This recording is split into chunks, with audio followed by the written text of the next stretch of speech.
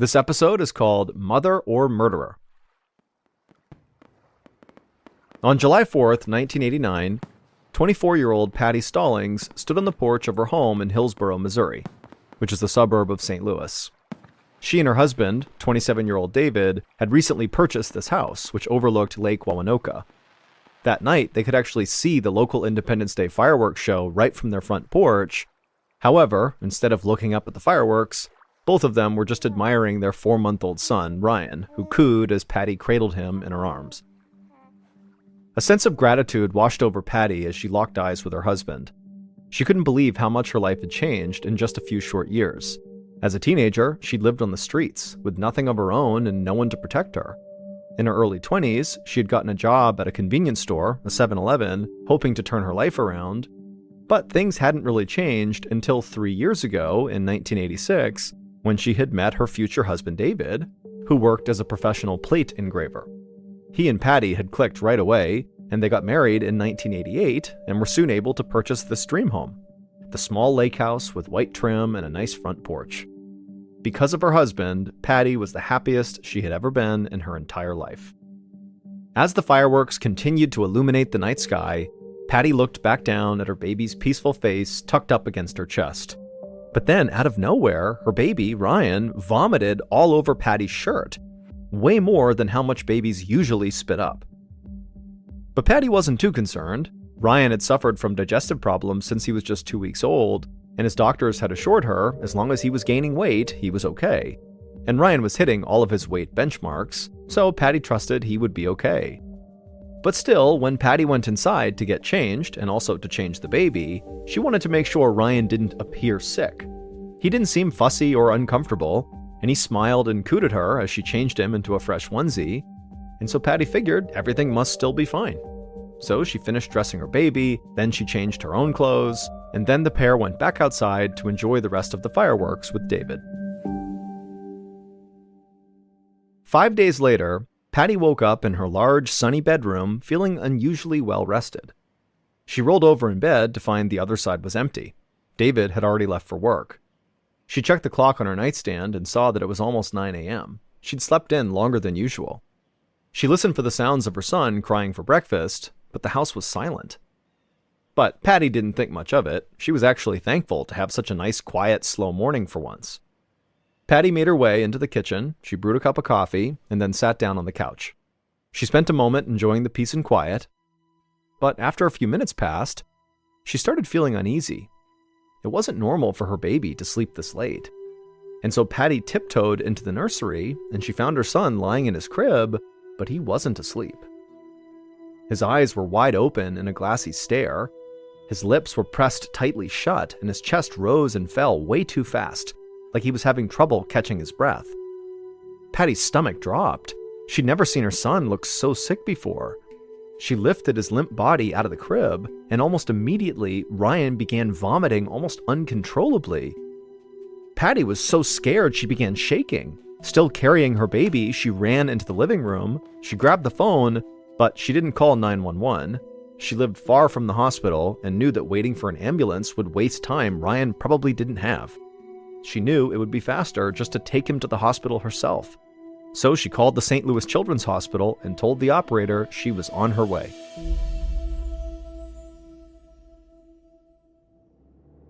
"10 minutes later, Patty sped down the highway towards St. Louis. She wasn't familiar with the roads, and driving in the city made her nervous. And so as cars honked and swerved around her, she tried to look down at the paper map in her lap to read it, but it was really hard to do that and also drive. As Patty turned around to check her blind spot, she caught a glimpse of Ryan in his car seat.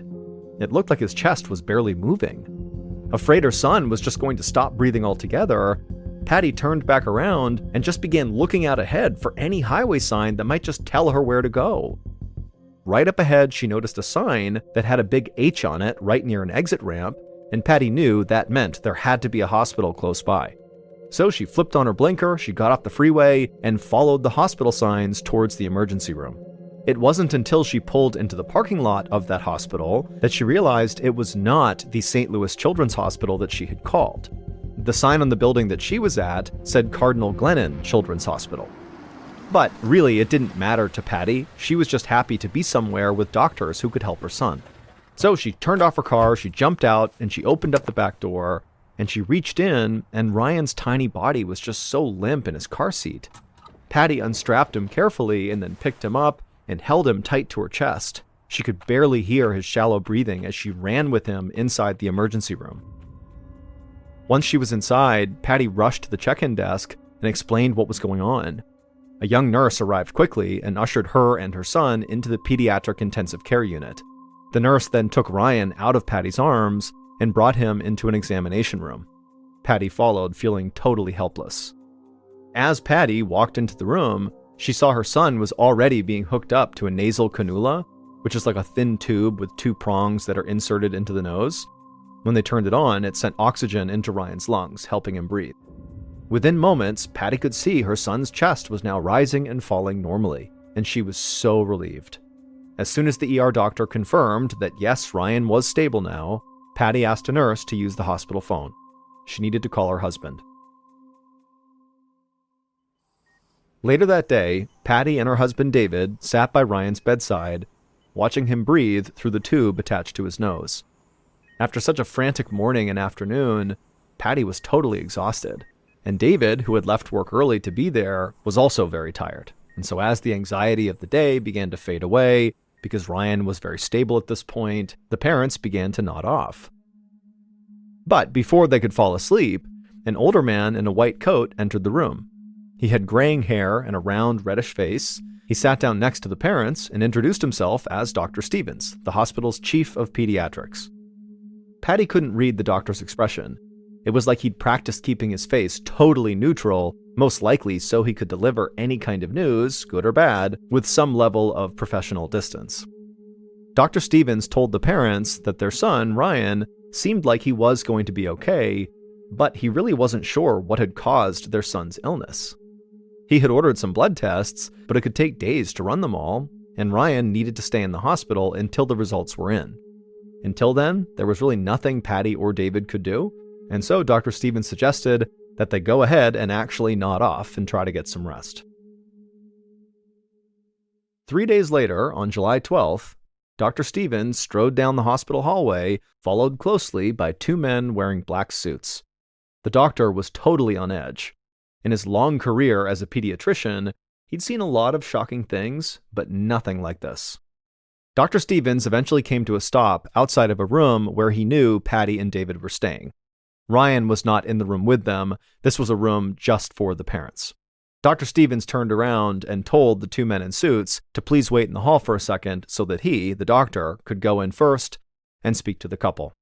The two men in suits nodded and stayed put, and Dr. Stevens, he took a deep breath, turned around, and then knocked on the door, but then before waiting for an answer, he just opened it up and went inside. Patty and David were sitting on the bed inside the room, looking tired but also hopeful. Dr. Stevens immediately told them that he had good news. Their baby, Ryan, was going to be okay. Dr. Stevens watched relief wash over both parents, and then Patty asked the doctor, when could they see their son? Dr. Stevens paused. He knew what he was about to say next was going to start a very difficult conversation. He explained that Ryan's diagnosis, while not fatal, was still very serious and deeply concerning. According to lab reports, Ryan had high levels of ethylene glycol in his system, and ethylene glycol was one of the main ingredients in antifreeze. It was extremely toxic if consumed, and there was no way a baby of Ryan's age could ingest antifreeze on his own. He couldn't even crawl yet. Dr. Stevens paused to gauge Patty and David's reaction, looking for any signs of guilt or panic, but their faces were blank with confusion. So Dr. Stevens continued, being very careful to keep his tone detached as he made his meaning crystal clear.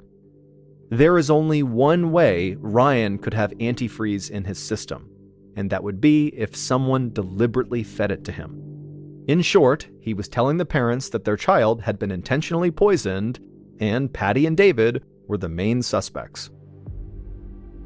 Dr. Stevens watched the parents closely as they finally registered what he was saying. Their eyes went wide and their mouths fell open. He half expected them to begin protesting, but they actually just didn't say anything at all. They just stood there, stunned. Then Dr. Stevens walked over to the door and rested his hand on the doorknob, and then he told the parents that, given the circumstances, he had contacted both the Missouri Division of Family Services and the police. Then Dr. Stevens opened the door to reveal the two men in suits. They were detectives with the St. Louis Police Department, and they were here to interview Patty and David. The little room fell silent as Dr. Stevens watched Patty and David stand up and follow the two detectives down the hallway towards two rooms where each parent would be interviewed separately. 9 days later, Patty stood at her son's bedside in the Cardinal Glennon Children's Hospital. Ryan smiled up at her with no breathing tubes in the way. He cooed and grabbed at the air. Patty wanted to reach down and pick him up, but she was too anxious. Two nurses stood in the corner of the room like guards, watching her every move. When the detectives had interviewed her the previous week, they'd asked her a lot of invasive questions about her marriage and her baby. They kept repeating that either she or her husband must have poisoned Ryan. The whole thing just felt like some sick joke. Patty insisted she was innocent. She had no idea how her son ended up with antifreeze in his system, but she knew she and David were not to blame. The police did eventually let them go, and they'd spent every night at the hospital since then, but still, every time Patty left her room, she could feel the staff looking at her with intense suspicion. Patty turned and made eye contact with one of the nurses standing in the corner of the room. Patty asked if she could hold her baby. The nurse hesitated and then said, "Yes, you can." Patty reached down, but before she could pick Ryan up, Dr. Stevens came into the room. Patty instinctively pulled her arms back. She'd felt like she'd been caught doing something wrong, even though all she really wanted to do was just hold her baby. Dr. Stevens came over to Ryan's bedside and took a look at him. Patty knew her son had been improving, but she was still kind of surprised when Dr. Stevens said Ryan was healthy enough to leave the hospital.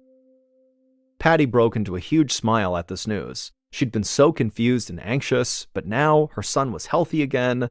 The police hadn't arrested her and her husband. It sounded like everything was going to be okay. But then she saw the doctor's expression shift. He explained that Ryan was being released from the hospital, but he was not going home with Patty and David. The police investigation was still ongoing, and until they knew more, Dr. Stevens had to release Ryan into the custody of the state. Ryan was going to be placed in foster care. Patty was stunned and heartsick. She'd assumed once Ryan got better, they'd be able to move on. But now she realized this problem was going to be much bigger and go on much longer than she'd anticipated. But more than anything else, she was just worried about some stranger taking her baby home. She had no way of knowing if the foster family would actually take good care of him. Patty wanted to scream, but looking at Dr. Stevens' face, she knew it wouldn't make any difference. So she turned away from the doctor and sat down next to Ryan's hospital bed, saying she wouldn't leave his side until she absolutely had to. 6 weeks later, Patty, David, and David's parents arrived at a state-sponsored childcare facility in St. Louis for a visit with baby Ryan. Ever since they'd left the hospital, Patty and her husband had been attending these meetings every Thursday. Patty was excited to see her son, but she was frustrated that the police investigation still was not over. As long as the police were still looking into Ryan's case, she couldn't bring him home. And so the only time she got with her son were these 1-hour-long meetings just once per week. Ryan's foster parents would drop him off at the childcare facility and then pick him up as soon as Patty and David left. To Patty, the whole situation felt ludicrous and backwards, but at the same time, she would much rather spend just an hour with her son each week than no time at all.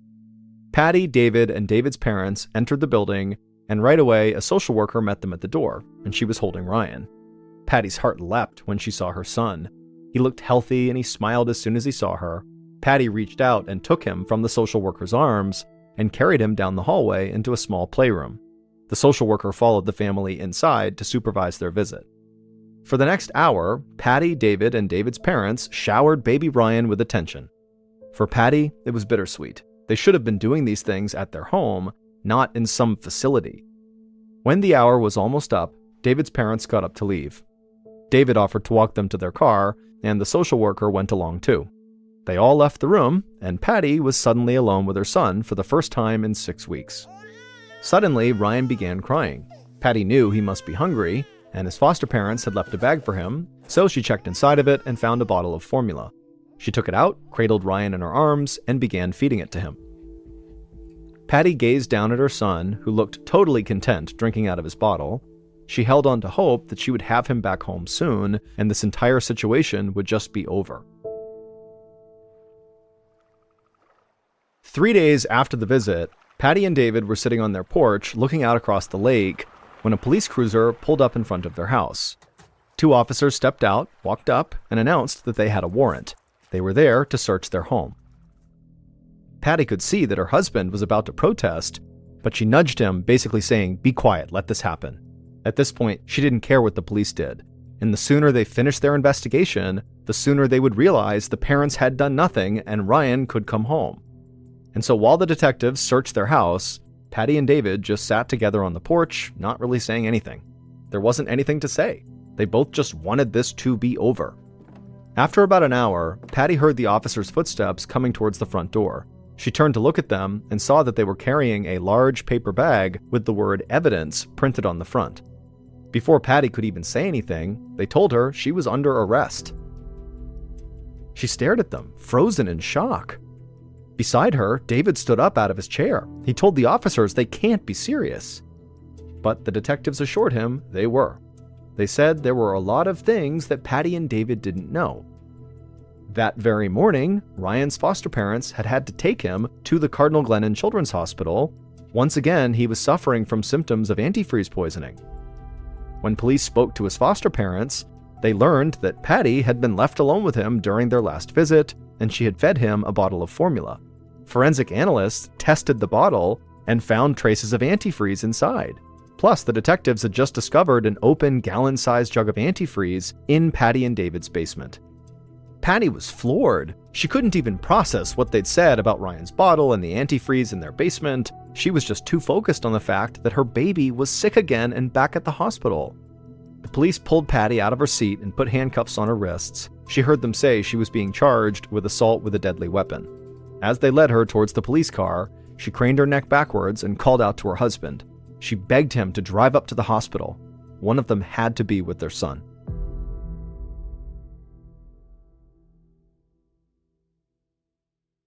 "4 days after his wife was arrested, David shifted in his chair in the waiting room of the Cardinal Glennon Children's Hospital.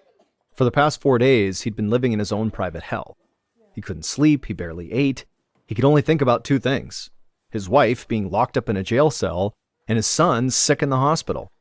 And in fact, Ryan's condition was much worse this time than it was the last time. This time, he was not getting better, and in fact, the doctors had placed him on life support. A few minutes later, Dr. Stevens walked into the room. The doctor's face, which was usually professional and emotionless, was now drawn.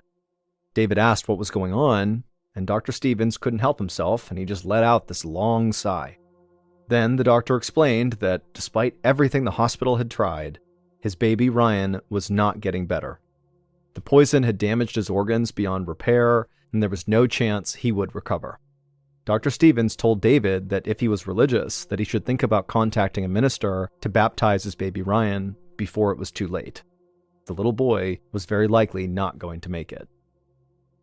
These words hit David like a punch. The grief was so immediately overwhelming that he could physically feel it in his chest. But the worst part was, he still didn't understand how this was even happening. David could barely speak, but he managed to whisper out that his wife really needed to be here. Then David just ran to the waiting room payphone, and after calling the jail where Patty was being held, and then also the local courthouse, David ended up talking to the judge in charge of Patty's case. And David begged the judge to please release his wife so she could at least come to the hospital and be with her child during his final moments. David assumed the judge would have at least some sympathy for their situation, so he was surprised when, without the slightest hesitation, the judge said no. He called Patty a baby killer and refused to let her anywhere near her son. At this point, David's grief turned into rage. He slammed the phone down and crumpled into his chair. In the span of only 2 months, his perfect life had fallen apart. But despite what the police and the judge said, he knew Patty was innocent. She adored their son. There had to be a better explanation for what was going on. David took a deep, shuddering breath and then turned to see Dr. Stevens standing there. In a soft voice, the doctor said they needed David's permission to disconnect Ryan from his life support machine. David asked if there was absolutely anything else they could try, but Dr. Stevens just shook his head and said no. And so, with no other options, David did give his permission. That same afternoon, David went into Ryan's room in the intensive care unit, and he choked back tears as a minister baptized his son. And then at around 5 p.m. on September 7th, 1989, David held Ryan as the doctors turned off his life support. David would sit there cradling his baby until his baby slowly passed away. A few hours later, David had to make one of the most difficult phone calls of his entire life. He had to call Patty in jail to tell her that her son was dead. When Patty heard the news, it was like the whole world just faded away. All she could hear was David's voice, explaining how he'd tried to convince the judge to let her come to the hospital, but he'd refused. David swore he'd done everything he could. He was scraping up money from relatives to hire a good lawyer. He promised he would get her out of jail as soon as he could. And then, for at least a full minute, Patty and David just stayed on the phone, saying nothing to each other. As the white cinderblock walls of the jail's call center came back into focus, Patty saw the guard tap his wrist, letting her know her time was up. Patty told David she had to go, and then she hung up the phone and followed the guard out of the room, feeling totally numb. The next morning, Patty awoke to see a gruff-looking police deputy standing right outside the bars of her cell. He was there to give her even more bad news. Because her son had passed away, her charges were now being upgraded. In addition to assault with a deadly weapon, she was now being accused of first-degree murder. Patty grabbed a pillow and put it over her face. She felt like she'd been dragged into an alternate universe. She just couldn't understand how any of this could be real. The following month, in October, Patty sat on a plastic chair inside of the jail doctor's office. Across from her was a young physician who looked like he'd rather be anywhere else in the world right now. And frankly, Patty felt the same way. She told the doctor she'd been feeling overwhelmed. Her hair was falling out, she was gaining weight, and she wasn't menstruating. At first, she just assumed that the stress of this horrible situation she was in was making her physically sick. But now, she was beginning to think it actually might be more than that. The doctor did not seem very sympathetic, but he did run a few tests, including collecting blood and urine samples. And while he waited for test results, she went back to her cell. A few hours later, the doctor came by to deliver the news. It turned out Patty was pregnant.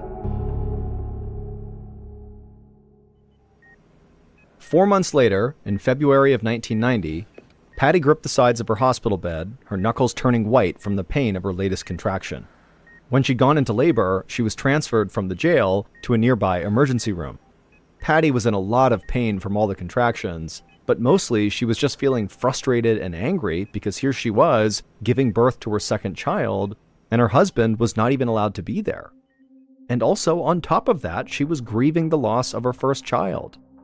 Patty could hear the labor and delivery nurse instructing her to push, and so Patty dug her fingers into the mattress and squeezed her eyes shut, and she felt like her body was going to rip open, and then suddenly she heard the sound of her baby crying. The nurse lifted up the newborn, and with a smile, she announced that it was a boy. Patty softened her grip on the bed. Still out of breath, she said that she and her husband had already decided on a name. David Jr., or DJ for short. Patty reached out for her child, and the nurse handed the baby over to her, and Patty held her newborn son tight against her chest. But her joy only lasted a few moments, because before long, the nurse gave Patty a very sympathetic expression, and then reached in and grabbed DJ, and then took DJ out of the room. Patty had known this was going to happen. She'd been told that, just like Ryan, DJ would be placed directly into state custody. Now she hadn't just lost one child, she'd lost two. Patty rolled over in her bed, sobbing. 2 weeks after giving birth to DJ, Patty sat in the jail's call center with a phone pressed against her ear. David had called to talk to her, and his voice was tight with concern. He said it was about DJ. Patty didn't think she could handle any more bad news, but she asked her husband, what was wrong. and he said DJ's foster parents had to take him to the St. Louis Children's Hospital that morning. Doctors said he was going to be okay, but he was extremely sick. At the thought of her youngest son being in the hospital, just like Ryan had been, Patty felt a knot rise in her throat. She asked David what kind of symptoms DJ had and if the doctors had diagnosed him with anything specific. And as David started listing off all of DJ's issues, Patty had an idea. She told her husband she had to go. She needed to call her lawyer before her phone time was up. David had managed to collect enough money from his family to hire an attorney for Patty. Since then, she and this lawyer had been preparing for her upcoming murder trial. And in her experience so far, the lawyer tended to be very busy and somewhat difficult to reach. Patty dialed her attorney's number. The phone rang so long she was worried he wouldn't answer, but finally he did pick up. But he sounded breathless and overwhelmed as usual. Patty knew this lawyer had a lot of cases to deal with, but for now, she really needed him to listen. Patty had a theory that she thought would prove her innocence, that she never gave Ryan antifreeze. The lawyer listened to this theory and then afterwards promised to do whatever he could. Patty thanked him and then hung up the phone. When she stood up, Patty actually felt pretty good. She was actually looking forward to her trial, which was scheduled for early 1991. It would be her chance to prove her innocence, bring DJ home, and put this horrible series of events in the past. About a year later, in early 1991, so January 31st, David sat in a quiet courtroom gallery, anxiously watching as 12 jurors re-entered the room. After 3 days of trial and 10 hours of deliberation, the jurors had finally reached a verdict on whether or not Patty was guilty of murdering her son Ryan. David tried to stay positive, but honestly, he did not feel very optimistic. The prosecution had been led by a tall, imposing man named George McElroy. He was the lead prosecutor in Jefferson County, Missouri, and he had presented an overwhelming amount of evidence against Patty. The prosecution's witnesses had testified that antifreeze had been found in Ryan's blood twice. The results were confirmed by 2 different laboratories using 2 different diagnostic methods. Plus, analysts had found traces of ethylene glycol in Ryan's bottle, and also an open container of antifreeze inside of David and Patty's house. All through the trial, David had anxiously waited for Patty's lawyer to present Patty's theory, the one she thought could prove her innocence. The lawyer had tried to make an argument for it, but he didn't call an expert witness to testify. So the judge wouldn't allow it into evidence, and the jury wasn't allowed to consider Patty's theory. David had been furious. It wasn't easy to pay for this lawyer, and now he felt like the lawyer had kind of failed and Patty's defense had been a total disaster. But there was nothing David could do now. The jurors sat down in the courtroom, and the jury foreman approached a microphone. David tapped his foot anxiously as he saw his wife at the front of the room, standing up, getting ready to hear what this foreperson had to say. Then David heard the foreman's voice through the courthouse speakers. But after Patty's trial, in May of 1991, David sat in his living room alone. He looked out the window that faced their front yard, and he remembered that night, almost 2 years ago, when he and his wife were holding Ryan and watching the fireworks. Patty said she couldn't believe how much her life had changed since they had met, and David couldn't believe how much more it had changed since then. Their first child had died, their second child, DJ, was still living with a foster family, and just like when Ryan was in foster care, David was only allowed to visit DJ once a week for 1 hour. But David still hoped he could find a way to bring his family back together. David picked up the remote and turned on the TV and changed the channel to NBC. In just a few minutes, the program he was waiting for would come on. He had promised himself he would find a way to make things right again. Ever since Patty's verdict, he'd been working to get as much publicity as possible. He'd even convinced the producers of a hugely successful television show to cover Patty's story. And as the clock hit 8 p.m., the opening credits of Unsolved Mysteries, the TV show, began. David saw his wife's face on the television, followed by pictures of baby Ryan. The narrator began their story, and David leaned back in his chair. He'd done everything he could. Now he just had to hope for the best. At the same time this show was playing, across town, a geneticist and pediatrician named Dr. William Sly sat at home in his easy chair watching the same Unsolved Mysteries broadcast. As he saw pictures of baby Ryan and listened to interviews with Patty, The doctor found himself totally hooked into this story. He also thought he might be able to help David and Patty. Dr. Sly was the chairman of St. Louis University's Department of Biochemistry. When he heard Patty explain her theory of why she was innocent on the show, the same theory her lawyer did not present at her trial, Dr. Sly thought it made sense. And if Patty's theory really was true, then Patty really had been wrongly convicted. The next morning, when Dr. Sly arrived at work at his university laboratory, he pulled one of his colleagues aside, Dr. James Shoemaker, to tell him about Patty's theory. But when Dr. Shoemaker heard Patty's name, he stopped in his tracks. He said he'd heard about the case over a year ago, in April of 1990. He also thought Patty's theory sounded viable, so he'd reached out to one of the laboratories that tested Ryan's blood. He'd requested copies of all their lab reports, as well as any samples of Ryan's blood that they still had on hand. Back then, Dr. Shoemaker had done his own analysis, and his results didn't exactly match the ones that one of the laboratories that tested Ryan's blood had come up with. At the time, Dr. Shoemaker didn't know what to do with this information, but he still had all the paperwork in his office. Dr. Sly's heartbeat quickened. He told his colleague he needed to see those lab results right now. The two doctors raced down the hallway to Dr. Shoemaker's office. Dr. Sly anxiously looked on as his colleague rifled through a stack of papers on his desk. Dr. Shoemaker grabbed a few sheets and held them out. Dr. Sly picked up the documents and started scanning through them. And as he compared the original lab results with Dr. Shoemaker's analysis, Dr. Sly's jaw dropped. He asked Dr. Shoemaker for a piece of paper and a pen. He needed to write a letter to the county prosecutor. 4 months later, in September of 1991, County Prosecutor George McElroy stood in front of a huge crowd of reporters and a cameraman. He looked to his right and he saw Patty and David standing beside them. Both of them had totally stoic expressions on their faces. Prosecutor McElroy straightened his jacket nervously. This was the most important and most embarrassing press conference of his career. He leaned close to the microphone and announced that he'd done something unprecedented.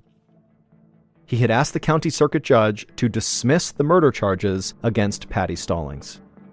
He said after reading Dr. Sly's letter and consulting with another independent medical expert, he was finally convinced of Patty's theory. She'd been right all along. Baby Ryan didn't die from antifreeze poisoning. For over 2 years, Patty had been accused of poisoning her son, but she had never hurt him. Nobody had. In reality, Ryan had died from a rare genetic disorder called methylmalonic acidemia, or MMA for short, which caused his own body to produce a deadly chemical that was nearly identical to antifreeze.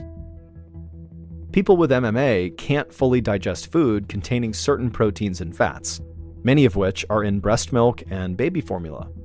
When these nutrients are not properly processed, they break down and turn into poison in the body. This causes vomiting, lethargy, trouble breathing, and organ damage. Patty had told her lawyer that she believed Ryan could have this disorder because his little brother DJ had it too. When DJ had fallen ill, his symptoms were the exact same as Ryan's, but instead of finding antifreeze in his blood, DJ's doctors had found a toxic substance called propionic acid. Propionic acid is often a telltale sign of MMA. It's also almost chemically identical to ethylene glycol, which is the poison found in antifreeze. The molecules are only different by a few carbon atoms, and so the two are easily mistaken for each other. When Dr. Sly saw Ryan's case on Unsolved Mysteries and then looked over the baby's lab results, this was the tiny discrepancy he found. The substance that analysts thought was ethylene glycol was actually propionic acid. Tragically, if Ryan had been treated at St. Louis Children's Hospital, where DJ had been correctly diagnosed and Patty was trying to take Ryan when he first got sick, all of this could have been avoided. Instead, the analysts at Cardinal Glennon and the other labs that tested Ryan's blood had unfortunately misidentified this naturally occurring substance as antifreeze, and their incorrect findings had been used to send Patty, an innocent woman, to prison for life. It is worth noting that the mix-up in going to the wrong hospital would not have necessarily saved Ryan because MMA has an extremely high mortality rate and long-term survival is not very likely. As prosecutor George McElroy stood before the crowd of reporters, he admitted he'd been wrong, and then he personally apologized to Patty and David. He said even though their suffering could not be undone, he would make sure Patty was fully exonerated and she would get to bring her surviving son, DJ, back home. Patty and David filed lawsuits against the Cardinal Glennon Children's Hospital, the diagnostic labs who'd misdiagnosed Ryan, and 3 different physicians. In 1993, they received an out-of-court settlement for an undisclosed amount. Their surviving son, DJ, battled the same genetic disorder that killed his brother, and unfortunately, it took his life too in 2013 when he was just 23 years old. At 7:20 p.m. on Friday, January 12, 2007, 19-year-old college freshman Wade Steffi walked into Ford Dining Hall, which is one of 5 dining halls on Purdue University's campus. Purdue is a prestigious American university located in Indiana that is known for its excellent athletics and academics. Wade, who was an aviation technology student and was at Purdue on a full academic scholarship, grabbed some food and then sat down at a table with some friends. This was the first Friday of the 2007 spring semester, and so Wade and his friends at the table and the hundreds of other students that were sitting all around them were buzzing with excitement about what they were up to that night and what they were up to that weekend. And so Wade and his friends, they sat there chatting about their plans for about an hour, and then at around 8:20 p.m., Wade realized he needed to leave, and so he stood up, he said goodbye to his friends, he carried his tray to the trash can, and then he made his way out of the doors he came in on. And so once he was outside of the dining hall, he immediately turned right and walked the very short distance to the building that was right next to Ford Dining Hall. And so that building was called Owen Hall, and it was a dormitory. Now, this was not Wade's dormitory. He actually lived in a different dorm called Cary Quad West, which was located on the other side of Ford Dining Hall. And so Wade goes inside of Owen Hall because he has some friends in there, and he makes his way to their room, and when he goes inside, he sees they're all kind of sitting around chatting and drinking some alcoholic drinks.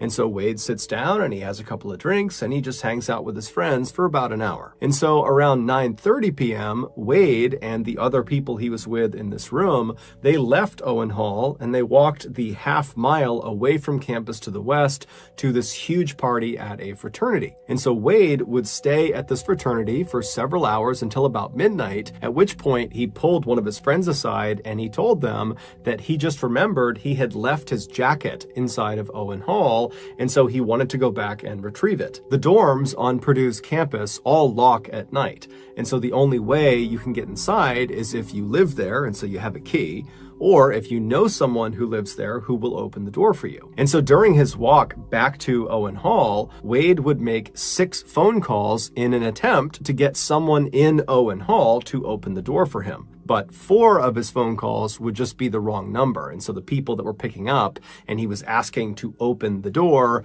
they didn't know what he was talking about, and so they hung up.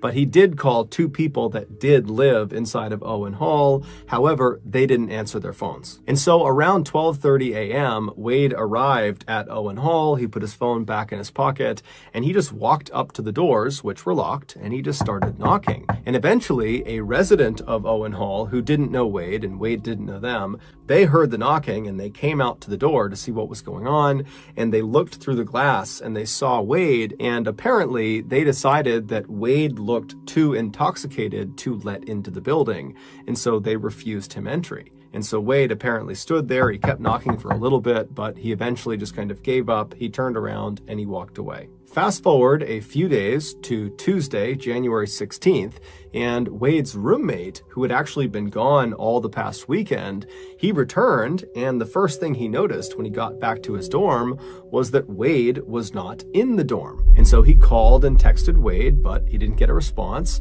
And so the roommate went out around the floor that they lived on to ask people if they had seen Wade, and no one had seen him since the previous Friday. And so starting to get pretty concerned, the roommate called Wade's family to see if maybe they knew what was going on with him.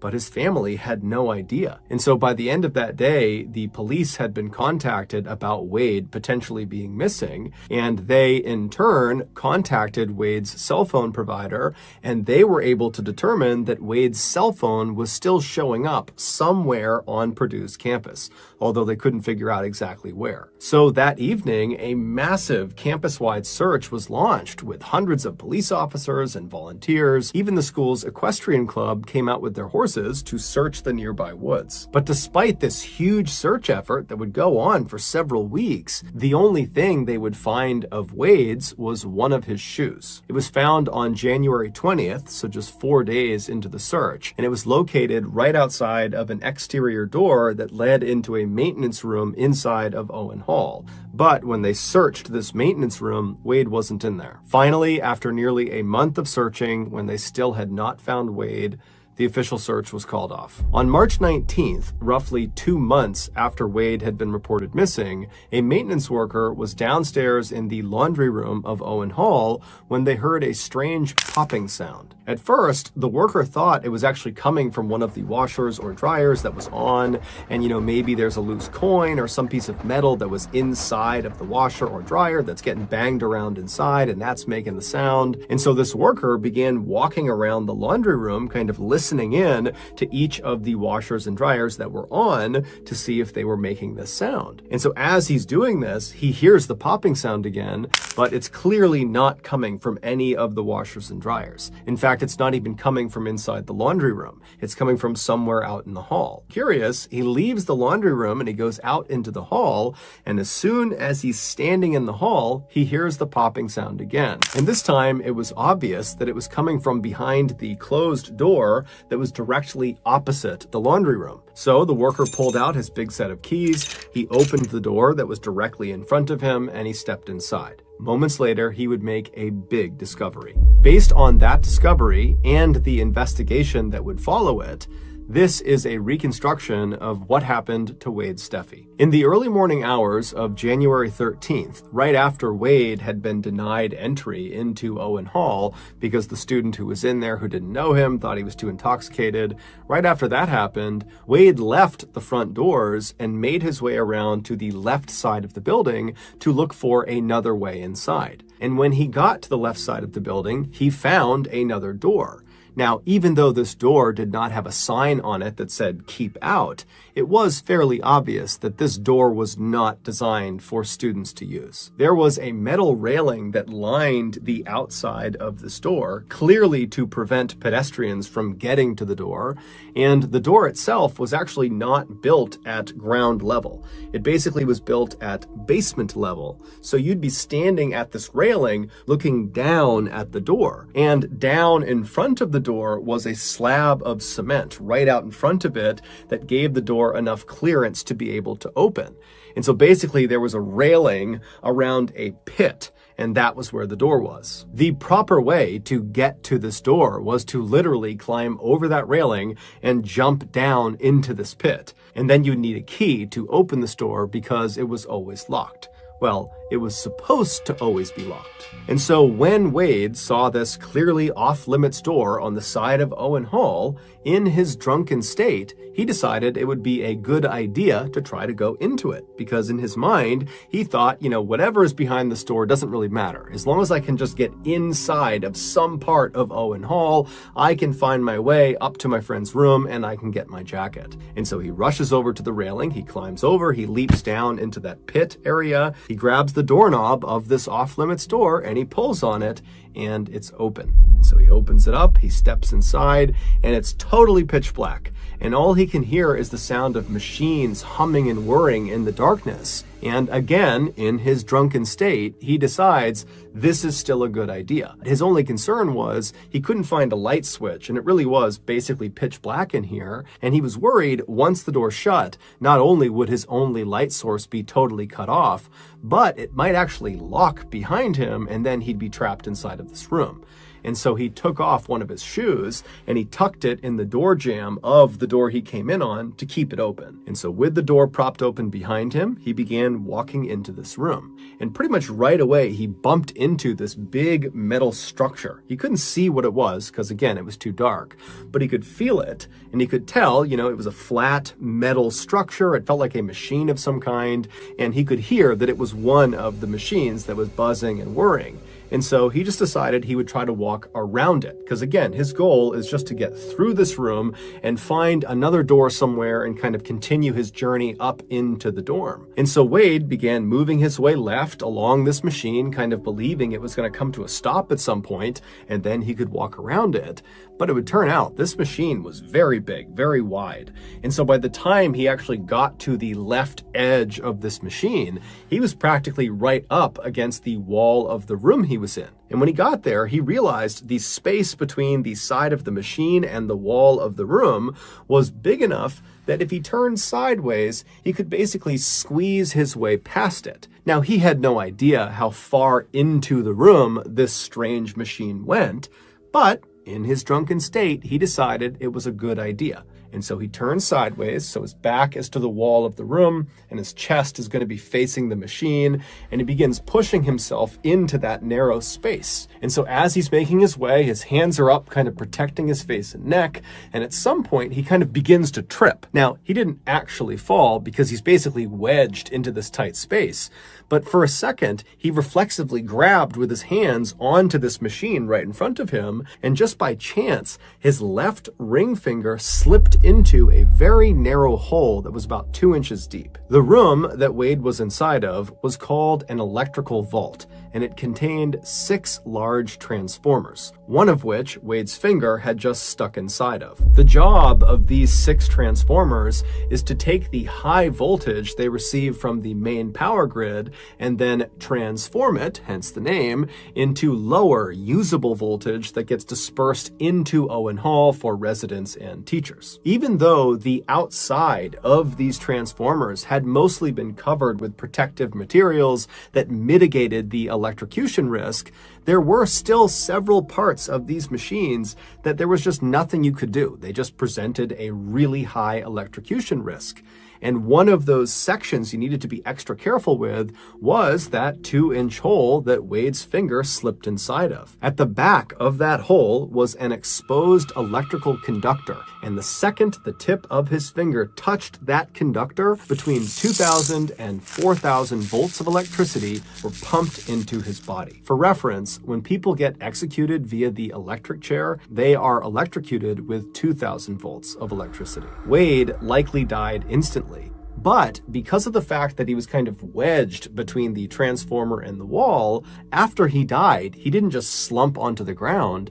Instead, he remained in a semi-upright position with his finger still stuck inside of that hole. And so for the next 2 months, his body just continued to be electrocuted every second. Finally, sometime in March, as a result of Wade's body fluids draining out of him, the electrical current that was being pumped into him altered its course and began snapping outside of his skin into the ground. And so the sound of the electrical current actually striking the ground was that popping sound that the maintenance worker heard. The door that the maintenance worker opened in order to investigate the sound was the only other door that led into the electrical vault, the other being the exterior door that Wade had gone in on. Initially, when the worker opened that door and looked inside of the vault, he actually didn't see Wade, but he smelled something funny, and that was what led him to walk into the room and make his way around, and that's when he spotted Wade's body. Earlier, on January 20th, when they found Wade's shoe, which at some point had just slipped out of the door jamb, so it was not propping open the exterior door when it was found, it was just sitting in that pit area, and the exterior door was shut. And so when they found that shoe, the police, they did go inside of the electrical vault, but they didn't go in through the exterior door. They went around and went in the same door that the maintenance worker opened from right across the hall from the laundry room.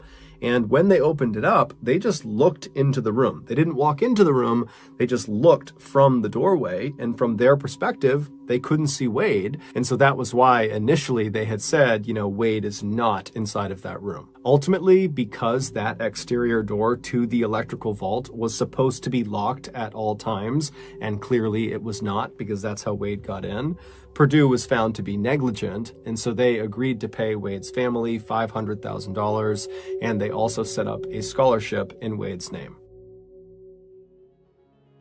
Before we get into our next story, I want to tell you about today's sponsor, BetterHelp. When I first sought out therapy to try to deal with some of my mental health issues, I remember feeling really nervous about that first interaction with the therapist. The idea of sitting in this room and pouring my heart out to this person I barely knew seemed really stressful and almost made me not want to go through with it. Now, I'm glad that I did go through with it because therapy has been an extremely important and positive thing in my life, but I wish there had just been an option to take a phone call with my therapist to kick off the relationship. Well, with BetterHelp, that is an option because BetterHelp is an online therapy platform that offers secure phone call sessions as well as video sessions, and they have a great chat feature that allows you to message your therapist at any time. So far, the people from our strange, dark, and mysterious community who have given BetterHelp a shot have been very pleased with their experience. BetterHelp is very easy to sign up for and use. You just fill out this questionnaire that helps assess your specific needs, and then within 48 hours, you're paired up with a therapist. Then you begin to schedule your sessions with or without video. If at any time you want to change your therapist, it is free and easy to do so. So if you're struggling right now with your mental health, but you've held off starting therapy because maybe you are intimidated about starting the process, then I would highly encourage you to make BetterHelp your starting point. And you get 10% off your first month if you go to betterhelp.com/MrBallen. Again, that's betterhelp.com/MrBallen. Okay, back to the stories.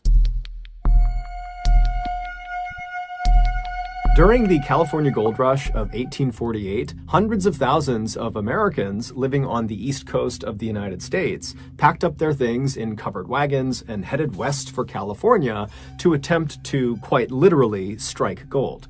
About a year after the rush started, so in the winter of 1849, a group of about 100 would-be gold prospectors were on their way across the continental United States to California when they got lost in this totally barren stretch of desert, roughly 500 miles from their destination, which was San Francisco. They would spend the next 2 months driving around this desert looking for a way out, but they wouldn't find it, and so finally they just stopped, set up camp, and waited to die. But as a last-ditch effort, they sent ahead 2 of their fittest men to try to go out and find help. And miraculously, those 2 men would find help, and it wasn't long before the lost pioneers were going up and over this mountain pass out of the desert out to safety.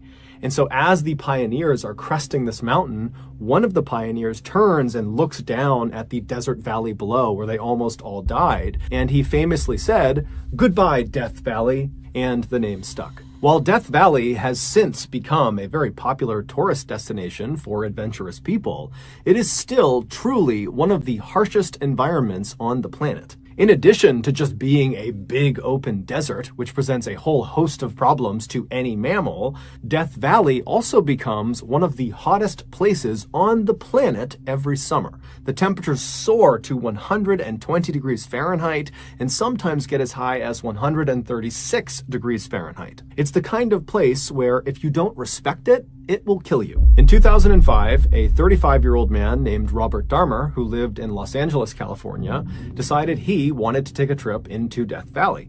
Specifically, he wanted to go to the hot springs located in the northwest corner of Death Valley, and actually there's a nudist resort that is right around those hot springs, and so Robert wanted to go check that whole scene out. And so on July 26th of that year, Robert left Los Angeles in his Volkswagen van, and he drove north about 4 hours until he got to Bishop, California, which is a small town where some of his family lived. After spending the night with them, the next morning when Robert got up, he got back into his van and he drove south about 20 minutes to a town called Zurich, California, where he picked up Death Valley Road. This road covers the entirety of Death Valley, starting from its northern entrance, where Robert was, all the way south 140 miles to its southern entrance. And this road is actually basically a straight line. But off of this very straight road are literally hundreds of miles of unpaved roads that splinter off in all directions across the desert.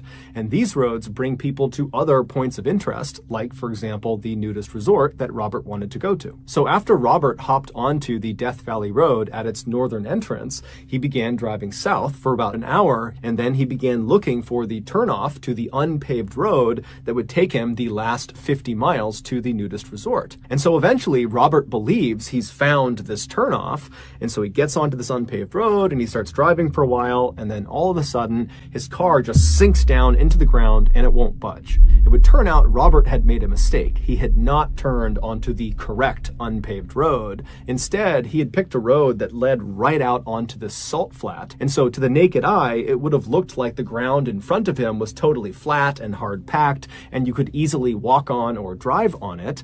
But in reality, the surface of the salt flat is very brittle, and underneath that brittle surface is this thick section of mud. And so before Robert could realize his mistake, he had broken through the surface layer of the salt flat and got stuck in that mud. After trying unsuccessfully to get his van back out again, Robert realized he was in a really bad situation. His cell phone had no reception, so he couldn't contact anyone, and he was too far away to attempt to walk to the nearest civilization to try to get help. But luckily, he had packed lots and lots of water that was in his van, and so he decided the only thing he could do was just sit tight at his van, ration out his water, and wait for someone on Death Valley Road to look out and see him and come to his rescue. But after waiting for 6 days, no one saw him. And now his water supply was dwindling, and so Robert decided his only option was to abandon his van and make the walk to civilization. And so he packed up all the water he could, he threw it on his back, and he began to walk. And just like the lost pioneers of 1849, at the very last second, Robert was rescued. As he stumbled across the desert, his canteen empty, this group of teenage boys and a few adults who were part of this group called the League of Venturers were out in Death Valley doing search and rescue training. And so they literally turned onto the same road that Robert accidentally turned onto and then got stuck on. And so they came down and found Robert. And Robert, when he saw them, he was hysterical. He was crying tears of joy. He really believed he was going to die probably that day. And so the League of Venturers, they take Robert into their van and they drive him 80 miles to the nearest ranger station. And as soon as Robert got out of the car, he dropped to his knees and he kissed the ground in appreciation. I mean, this guy really was that close to death. That evening, Robert would hitch a ride from the ranger station back to Bishop, California. And the next morning, Robert spoke with a local towing company, and they agreed to drive him out into Death Valley to locate his van and tow it back out again. But when they got out there and they found his van, the towing company saw that the van was not in good shape. It had 2 flat tires, and there were several other mechanical issues with it. And they told Robert, look, we can't tow it out until the repairs are made, and we can't make those repairs right now. And so they left the van where it was, and they drove Robert back to Bishop. And then when they got there, Robert, who was quite handy with his van, decided he would just make the repairs himself. And so he went around town, he gathered up all the supplies he would need, and then that evening, he got a local young couple to give him a ride back into Death Valley. Robert had told his family right before he left that his plan was to go and fix his van, and then that night come back to Bishop, and then the next day he would contact the towing company again, and they could come out and they could get his van out. But that night, Robert did not come back to Bishop, and the next morning, when his family still had not heard from him or seen him, they contacted authorities. It would take a few days, but the authorities would eventually figure out what happened to Robert. The young couple that gave Robert a ride back into Death Valley, they dropped him off at this intersection right off of Death Valley Road, where they and Robert believed was only about a mile away from that nudist resort that Robert had originally wanted to go to. Robert had told the couple that his plan was just to walk from that point. He would go to that resort and he would recruit somebody else to drive him the rest of the way to the van. He could make the repairs and that person would drive him back, and that would be it. So Robert got out. He said thank you to the couple and he waved to them as they drove off, and then he stashed his van supplies and then turned away from Death Valley Road and began walking along this unpaved road into the desert. However, unbeknownst to Robert or to the couple, the spot he was dropped off was the wrong spot. He was not a mile or less away from this resort. He was about 15 miles away from this resort, and the path was fairly circuitous, so even if he knew the distance, he likely would not have been able to even navigate his way there. And so after wandering down this unpaved road for about 10 miles, Robert left the unpaved road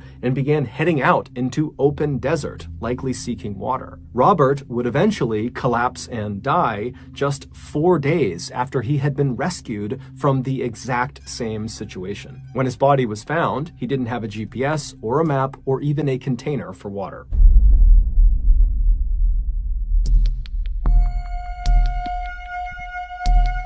In late 2002, 25-year-old Jason Chase worked as a sheep shearer in an area called Gisborne, which is located in the northeastern section of New Zealand.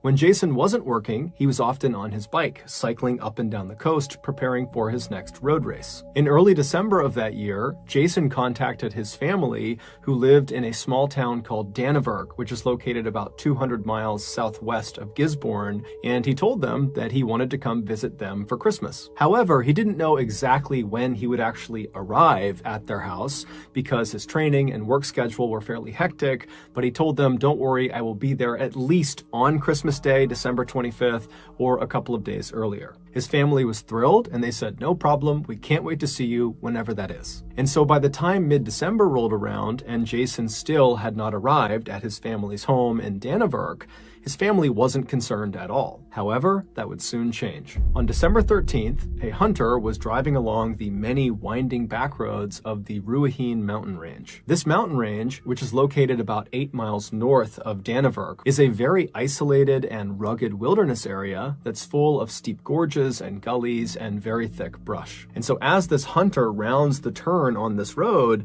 he looks up ahead and he sees there's a car parked on the side of the road. And so this hunter pulls up right alongside this car and he looks over and he can tell, there's no one inside of it. There's no obvious damage to the car.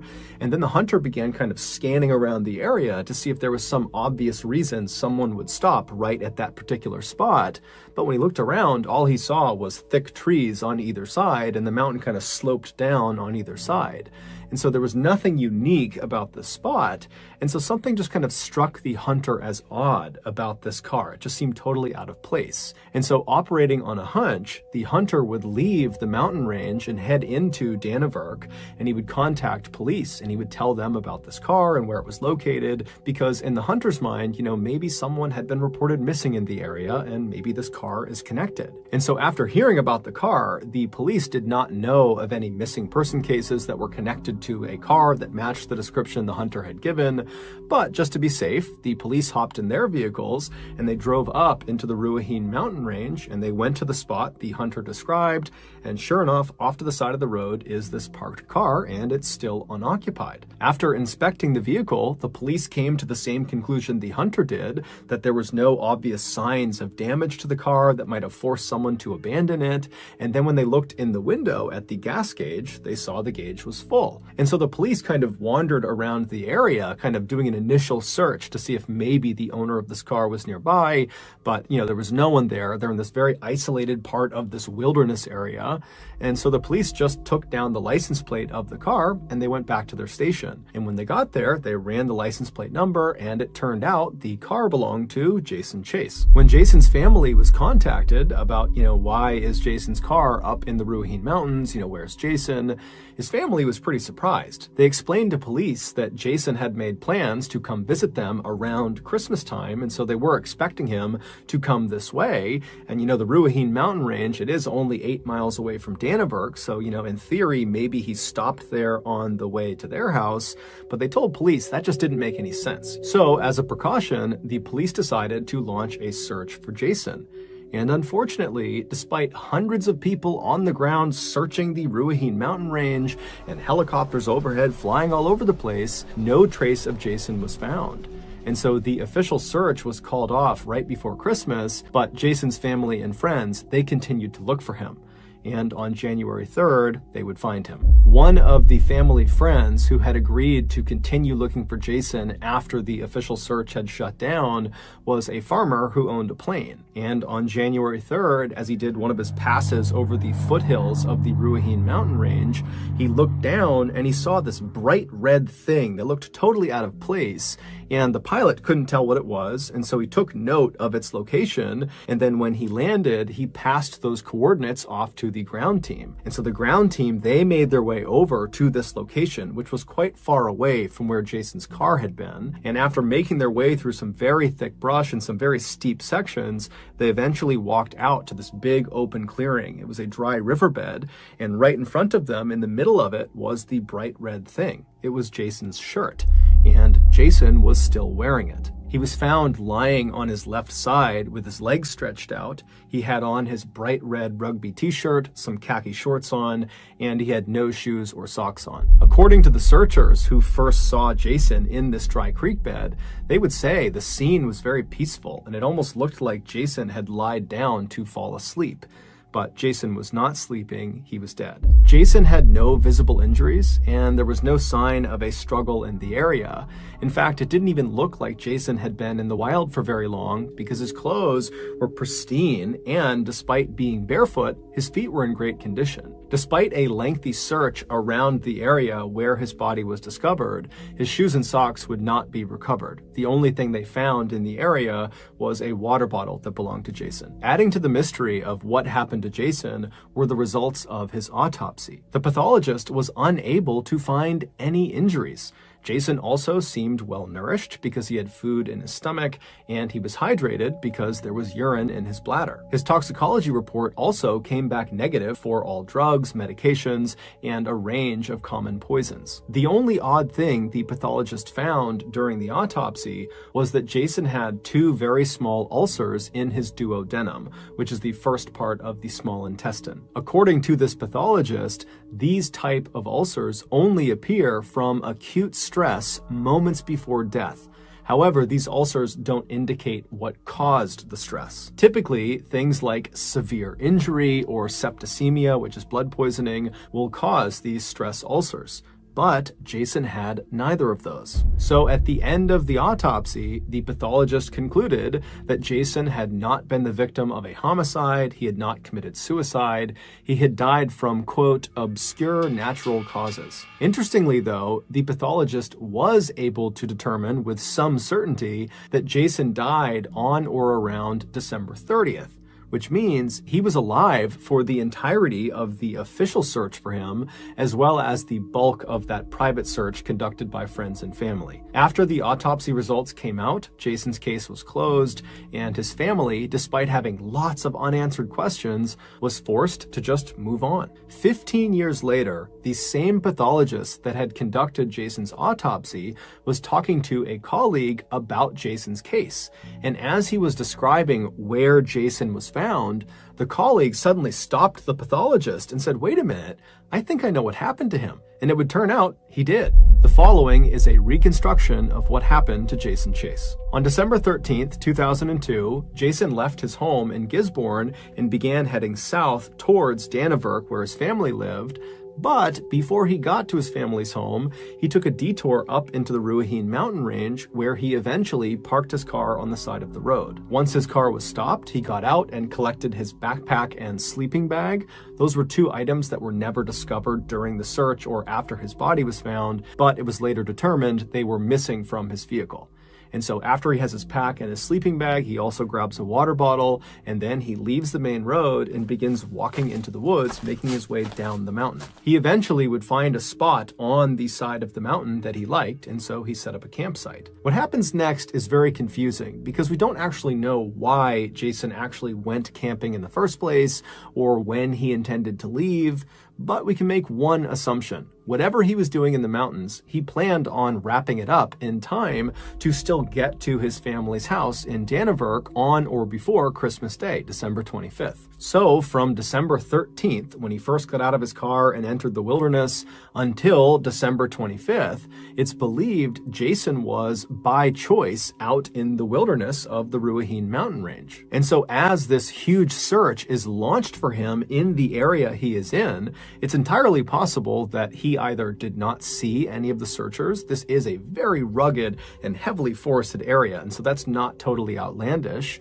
Or two, even if he did see the searchers, he may not have recognized that they were looking for him, because remember, during that time frame, he didn't think he was in danger. He was out in the wilderness camping by choice. But sometime around December 25th, or maybe a couple of days before, when he needed to leave and go back to Dannevirke to see his family, after packing up his stuff, for whatever reason, he could not get back up to the road where his car was. Either there was some sort of physical boundary, or maybe he got lost. But either way, instead of going back up the mountain, we know Jason actually turned and began going down the mountain, away from the road and away from his car. It's believed Jason actually just decided he would hike his way out of the mountains. He was in great shape, very healthy guy, and he probably figured he could just hike the 8 miles to Dannevirke, and then he could have someone drive him back up and retrieve his car at a later date. But on or around December 30th, Jason was still out in the mountains. And at this point, he had abandoned his backpack and his sleeping bag and had most likely removed his shoes and socks for reasons we don't know. But he had managed to get much closer to Dannevirke. He just had to navigate a few more steep sections and then he'd be home free. And so on or around December 30th, Jason began slowly making his way down the mountainside until he reached a decision point. He found himself standing at the top of 2 very steep gullies that both would bring him down to a dry stretch of riverbed, and so either option worked. It just became a matter of which one is safer. And so after making his assessment about which gully he should take, he made his choice and he made his way down and he reached the dry riverbed. And it was at this point that Jason would have begun to feel a pain in his stomach. And that pain would have gotten worse and worse and worse to the point where Jason likely sat down on this dry riverbed, kind of waiting for the pain to subside, but it wouldn't. It would only intensify.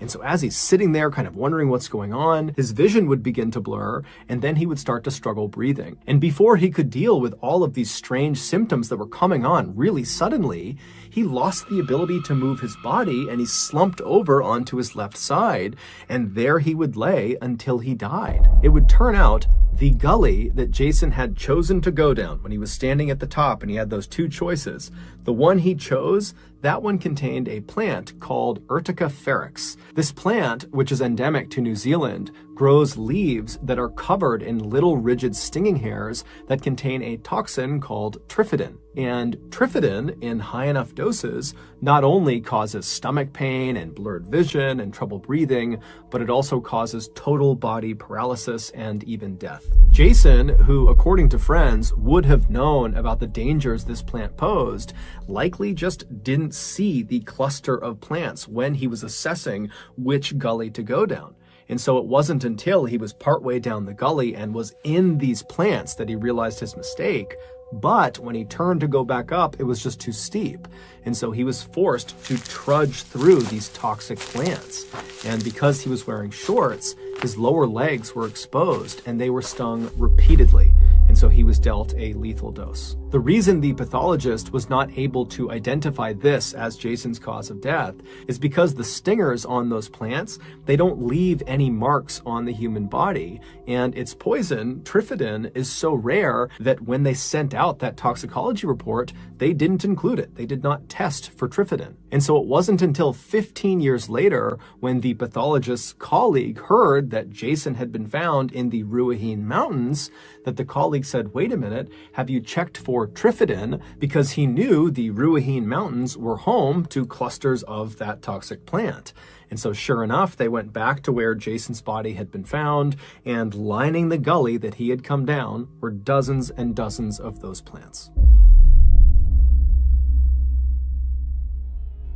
So that's going to do it. If you got something out of this episode and you haven't done this already, please pull up behind the like button at a red light, and the instant the light turns green, immediately lay on your horn to speed the like button up. Also, please subscribe to our channel and turn on all notifications so you don't miss any of our weekly 1 or 2 video uploads. We now have a podcast called the MrBallen Podcast, which uploads brand new, never before heard podcast exclusive stories on Monday mornings. And then on Thursday mornings, we upload the remastered audio of our most popular YouTube videos. Again, it's just called the MrBallen Podcast. You can Google it, or you can go on Spotify, Apple Podcasts, Amazon, Google, anywhere you find your podcasts, you can find it. If you want to get in touch with me, please follow me on any major social media.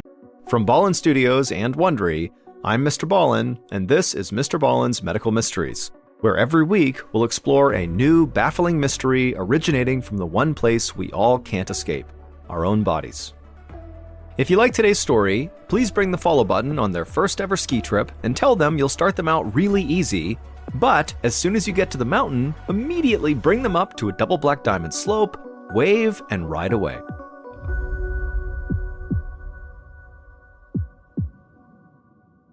This episode is called The Birds. 60-year-old Douglas Wise knelt down inside of his garden, pulling weeds out of the small vegetable patch behind his townhouse in Queens, New York. It was August 1999, and just like every other day that summer, it was hot and muggy. Doug's shirt stuck to his back as he worked. After he finished pulling up all the weeds, he sprayed the soil with some weed killer. He paused for a moment to admire the fat tomatoes ripening on the vines he'd planted that spring. He intended to use every one of them in homemade marinara sauce. When his garden was looking neat and trim, Doug gathered the weeds into a garbage bag and then took them to the compost bin inside of his garage. Doug tried not to gag as he opened the lid. On hot days like this, the bin could smell absolutely disgusting. He dumped the weeds onto the decaying pile of eggshells and table scraps.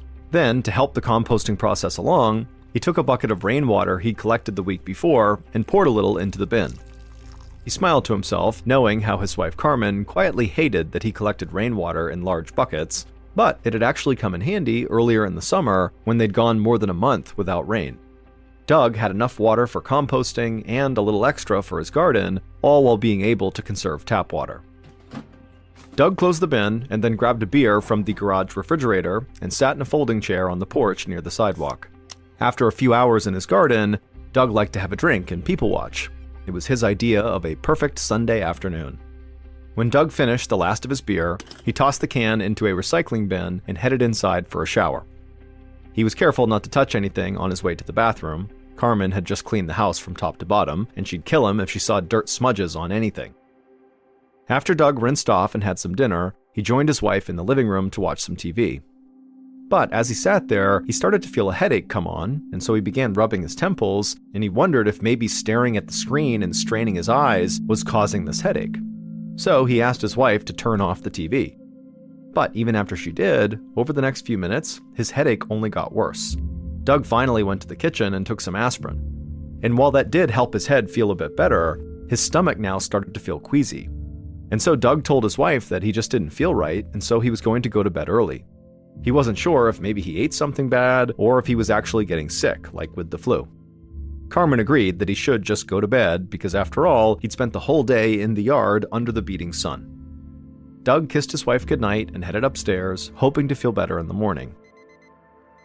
But the next morning, when his alarm went off at 7 a.m., he was groggy and still had a headache, and his stomach still churned.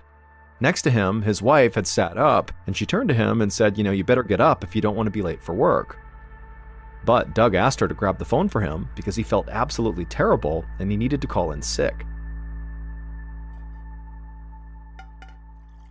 3 days later, Carmen ladled some chicken noodle soup into a bowl, then placed it on a tray alongside a glass of ginger ale and some saltine crackers. Carefully, she carried it all up the stairs to the bedroom. Doug was in the bedroom, in bed, propped up on pillows. After 3 days of feeling totally sick, he'd lost a lot of fluids and looked very pale. As she set the tray onto the bedside table, she told her husband that she'd also bring him up a Gatorade. Carmen frowned as Doug nodded feebly. Her husband had been sick only a handful of times over the years, and when he was, it was rarely for more than 24 hours, and he had never been this weak and pale. Whatever bug her husband had caught, it had knocked him flat out. Carmen left the bedroom and headed downstairs to get the Gatorade from the fridge, and then when she had it, she went back up the stairs, and when she went back into the bedroom, she was surprised to see that Doug was not eating his soup. She asked if he was hungry, and Doug said that he was, but he said his hands were not steady enough to hold the bowl. Then he asked for Carmen's help walking to the bathroom. He said he was just too weak to get up on his own. Now Carmen was truly concerned. As she helped her husband to his feet and led him to the bathroom, she did her best to conceal her worry. Once Doug came out of the bathroom and was tucked back into his bed, Carmen asked him if he'd like her to feed him some soup. But Doug didn't respond. Instead, he just kind of stared out the window like he didn't even hear her. For several moments, Carmen spoke Doug's name with increasing urgency, but he just continued his glassy stare, saying nothing. Carmen was now terrified. She thought maybe Doug was having a stroke, so she grabbed the phone and called 911. It took a few minutes for an ambulance to arrive.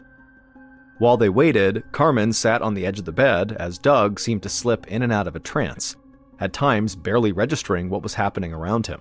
By the time the paramedics arrived and moved Doug onto a stretcher, he was barely conscious. Carmen followed the paramedics downstairs and then out to the ambulance waiting in the driveway. She prayed silently as 2 EMTs hoisted up Doug's stretcher and secured it in the back of the ambulance. Then one of the men turned around and offered Carmen a hand, helping her into the back of the ambulance as well. Carmen took a seat on the bench, keeping one hand on her husband. As they sped towards the hospital, for the first time in her life, Carmen worried about losing her husband. Once the ambulance arrived at Flushing Hospital, Doug was rushed into the emergency room while a nurse brought Carmen to the waiting area.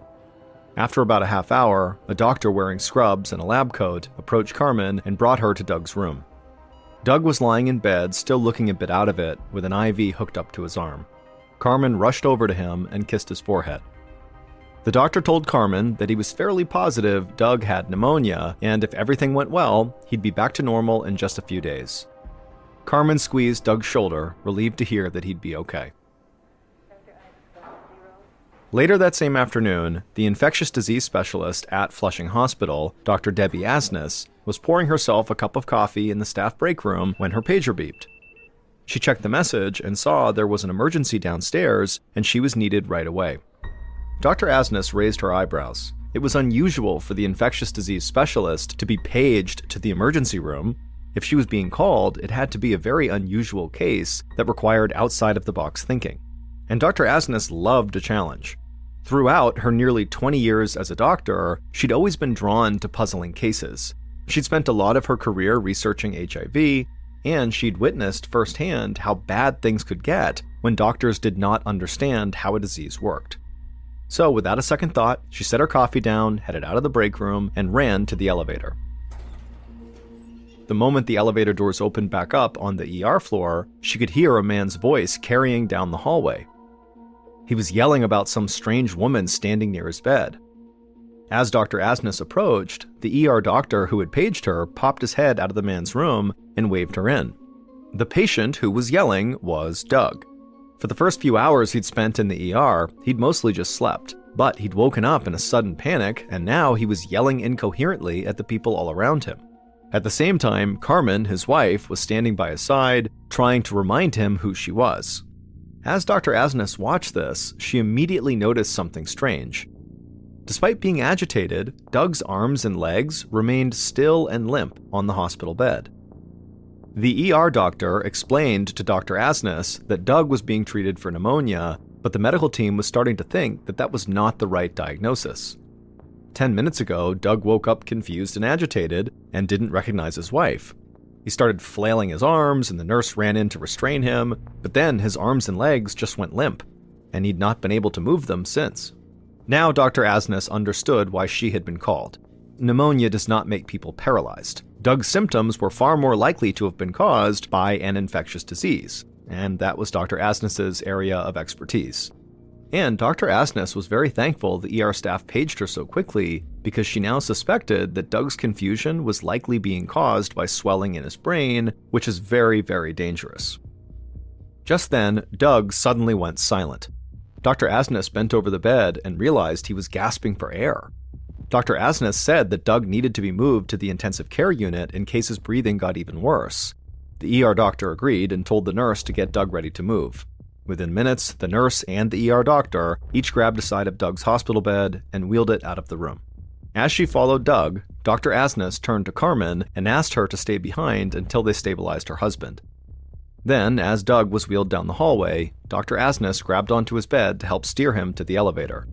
She was already thinking about which tests Doug would need. A few hours later, Dr. Asnes stood in her office reviewing Doug's charts. She had ordered a test of Doug's spinal fluid because to her, something was clearly wrong with his nervous system. But she was puzzled by the results she was looking at. The test found clear evidence of a brain infection called viral encephalitis, but Dr. Asnes was not sure that was correct. Although many of Doug's symptoms were consistent with viral encephalitis, it wouldn't explain his sudden muscle weakness. And Doug's breathing problems were more severe than the doctor normally saw in a case of viral encephalitis. Before Dr. Asnes could think any further, her pager sounded, and when she looked at it, she saw she was needed again in the emergency room. So Dr. Asnes ran back to the elevator, she took it down to the main floor of the hospital, and then she began running down the hallway towards the ER.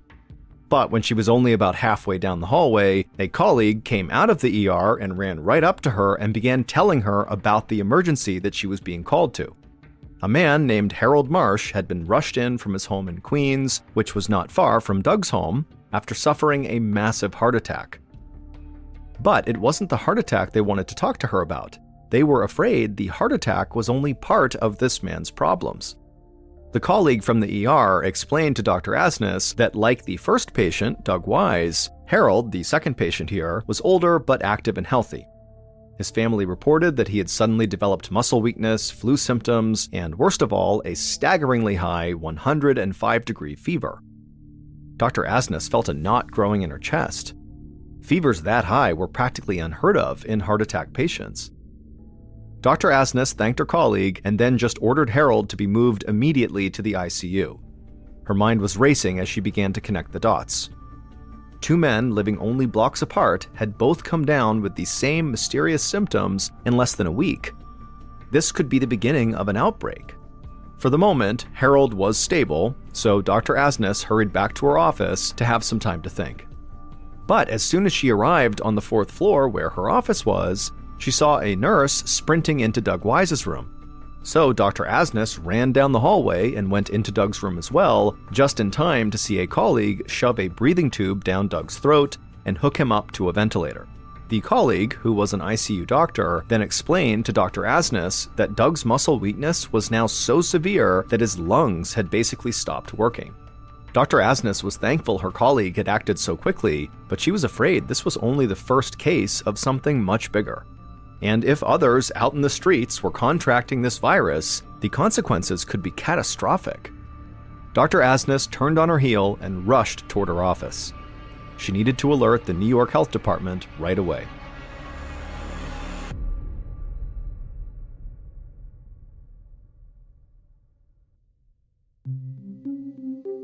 Five days later, on August 27th, a medical investigator at the New York Department of Health hung up the phone in her office, wishing she'd never answered it in the first place. Her name was Annie Fine, and after a long week of work, she was ready to go home. She was knee-deep in planning her wedding, and she and her fiancé had wanted to knock out as many to-do items as possible over the weekend, but instead it looked like she would spend her weekend at Flushing Hospital. A doctor there had called in a potential outbreak on Monday, and after several days of discussions and 3 more patients in the hospital with identical symptoms, her boss had finally decided it was worth investigating. Dr. Fine reminded herself that, in all fairness, she was the on-call epidemiologist that weekend. That meant she would be responsible for any emergency that came up. But in addition, her boss and good friend, Dr. Marcy Layton, had asked her personally to help out, and she was always game to help Dr. Layton. So on Saturday morning, Dr. Fine woke up a minute before her alarm clock began screeching. She managed to turn it off before it had the chance to wake her fiancé, and then she quietly got out of bed. Half an hour later, she headed down the stairs of her apartment building and saw Dr. Layton's car parked outside. She smiled as she jumped into the passenger seat, and Dr. Layton laughed and apologized for interrupting her weekend plans. Then Dr. Layton handed Dr. Fine a cup of to-go coffee, and they peeled off toward Flushing Hospital. After a short drive, Dr. Fine and Dr. Layton parked near the hospital and climbed out of the car. As soon as Dr. Layton had stepped onto the curb, she made a disgusted noise, and Dr. Fine turned to look at what she was disgusted at, and she saw there was a dead crow lying in the gutter right near Dr. Layton's feet. Both doctors had been seeing dead crows all over New York that entire summer. So they both just walked around the dead bird, and the two women headed for the hospital. Right outside the ICU, the two doctors were greeted by a tall, thin man wearing a lab coat. He told Dr. Fine that he was the chief resident, which meant he was a doctor in training, standing in for Dr. Asnes, who was out of town on a family emergency. He explained that in the 5 days since Dr. Asnes first called the Department of Health about her first two patients, 3 more people had been admitted to Flushing Hospital with symptoms of viral encephalitis. All 5 were older people who were previously healthy and active. Most worrisome, all 5 also had other symptoms not normally caused by viral encephalitis, including fever, stomach pain, confusion, muscle weakness, and severe difficulty breathing. The chief resident added that all 5 patients had declined really quickly. 4 were now on ventilators, and the 5th was not, but they were delirious with pain. Dr. Fine felt unnerved. All of a sudden, wedding planning was the last thing on her mind. There were usually only about 10 viral encephalitis cases every year in all of New York City. But now, one small neighborhood in New York City had 5 cases in less than a week, and so far, nobody had figured out why. Dr. Fine asked the resident to go collect blood samples from each of these patients and submit them for additional testing. In the meantime, she and Dr. Layton would interview the patients' families and anyone else who was with these people in the week leading up to their hospitalization. The resident nodded and then led Dr. Fine and Dr. Layton to an empty conference room where they could call people and interview them. Dr. Layton would ask the questions and Dr. Fine would take notes. By that afternoon, Dr. Fine's writing hand was totally cramped. She spent hours taking notes as she and Dr. Layton spoke with the patient's family members. Outside, it was starting to get dark, so Dr. Fine rolled her chair toward the wall and switched on the overhead lights. The conference room table was littered with textbooks, stacks of medical journals, and reports on annual encephalitis cases in New York. Dr. Fine looked over at Dr. Layton and sighed. Despite hours of interviews and poring over the patients' files, they still did not know how these 5 patients in Flushing Hospital had contracted encephalitis. But they had found that all 5 patients had 2 things in common. First, that they all lived within a few square miles from one another in Queens, and second, they all loved to spend time outdoors in the evenings. A few of the patients, like Doug Wise, the first patient, would work in their gardens until nightfall. Others just liked to watch the sunset from their back decks or take long walks along the East River after dinner. Dr. Fine looked out the window as the street lamps flickered to life, and right as they did, it hit her. People were not the only ones who loved summer evenings. It's also the time when mosquitoes are at their most active. All 5 of their encephalitis patients were probably swatting away mosquitoes as they gardened or walked or gazed at the sunset in the gathering darkness each night. And Dr. Fine knew something else about mosquitoes. They spread disease. Diseases like encephalitis, a condition that often strikes older people like Doug and Harold more frequently. Dr. Layton was intrigued by Dr. Fine's idea, but she was cautious. If mosquitoes really were spreading some new virus to people, they should be able to find mosquitoes infected with the disease. And so until they were able to isolate the virus in mosquitoes, then Dr. Fine's idea was really just a theory. Before the doctors left the hospital that night, Dr. Fine wrote up an alert that Dr. Layton sent to all the neighboring hospitals, asking them to report any cases of viral encephalitis to the Department of Health. That way, she and Dr. Layton would know if the virus was spreading. 2 days later, on the morning of September 1st, Dr. Fine sat at her desk, twisting her pencil in her hands. She was back in her office, feeling frustrated by the lab results she had just read. That morning, she and Dr. Layton had sent a small team to northern Queens, where all these patients had lived, and the job of this team was to canvass that neighborhood and visit the houses of each encephalitis patient and try to find breeding mosquitoes. Well, that team collected several samples of mosquito larvae from standing water around the neighborhood, but none of those mosquitoes were infected with viral encephalitis. Meanwhile, Dr. Fine was still waiting for lab work to come back on the blood samples she'd collected from the 5 infected patients. While Dr. Fine thought about what she should do next, Dr. Layton knocked on her door. She said she had bad news. One of the encephalitis patients, Harold Marsh, had grown so weak that the doctors determined he would not recover. Moments ago, the family had decided to take him off life support. Dr. Fine's heart broke for Harold and his family. She was frustrated that she couldn't even tell them for certain what had killed their loved one. It felt like they were back at square one. But, at the very least, Dr. Fine knew that the doctors at Flushing Hospital would be able to do an autopsy and take tissue samples they couldn't get while Harold was alive.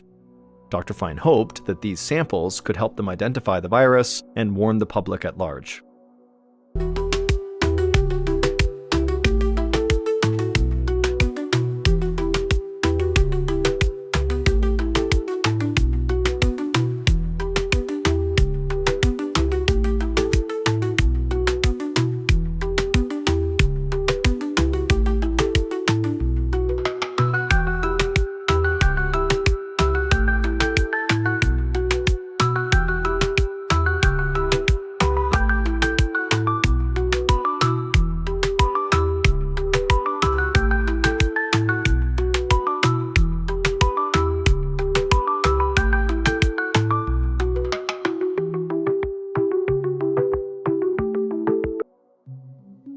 The following morning, Dr. Fine walked into her office to find her boss, Dr. Layton, waiting for her with news about Harold Marsh's autopsy tissue samples.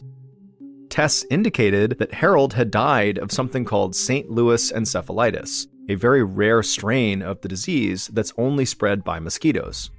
Dr. Layton said that federal health officials had also checked the blood samples from the other 4 encephalitis patients in Queens, and they found that they too had tested positive for St. Louis encephalitis. All 5 of the patients had gotten sick from mosquito bites. Dr. Fine frowned. On the one hand, it was nice to know that her theory that mosquitoes could have caused this was in fact what caused this, but this diagnosis didn't really make sense. The patient's symptoms were all consistent with St. Louis encephalitis, but there had never been a reported case of St. Louis encephalitis in New York City until now. In fact, there were only about 30 reported cases a year in the entire United States, and these were almost exclusively in southern swamplands.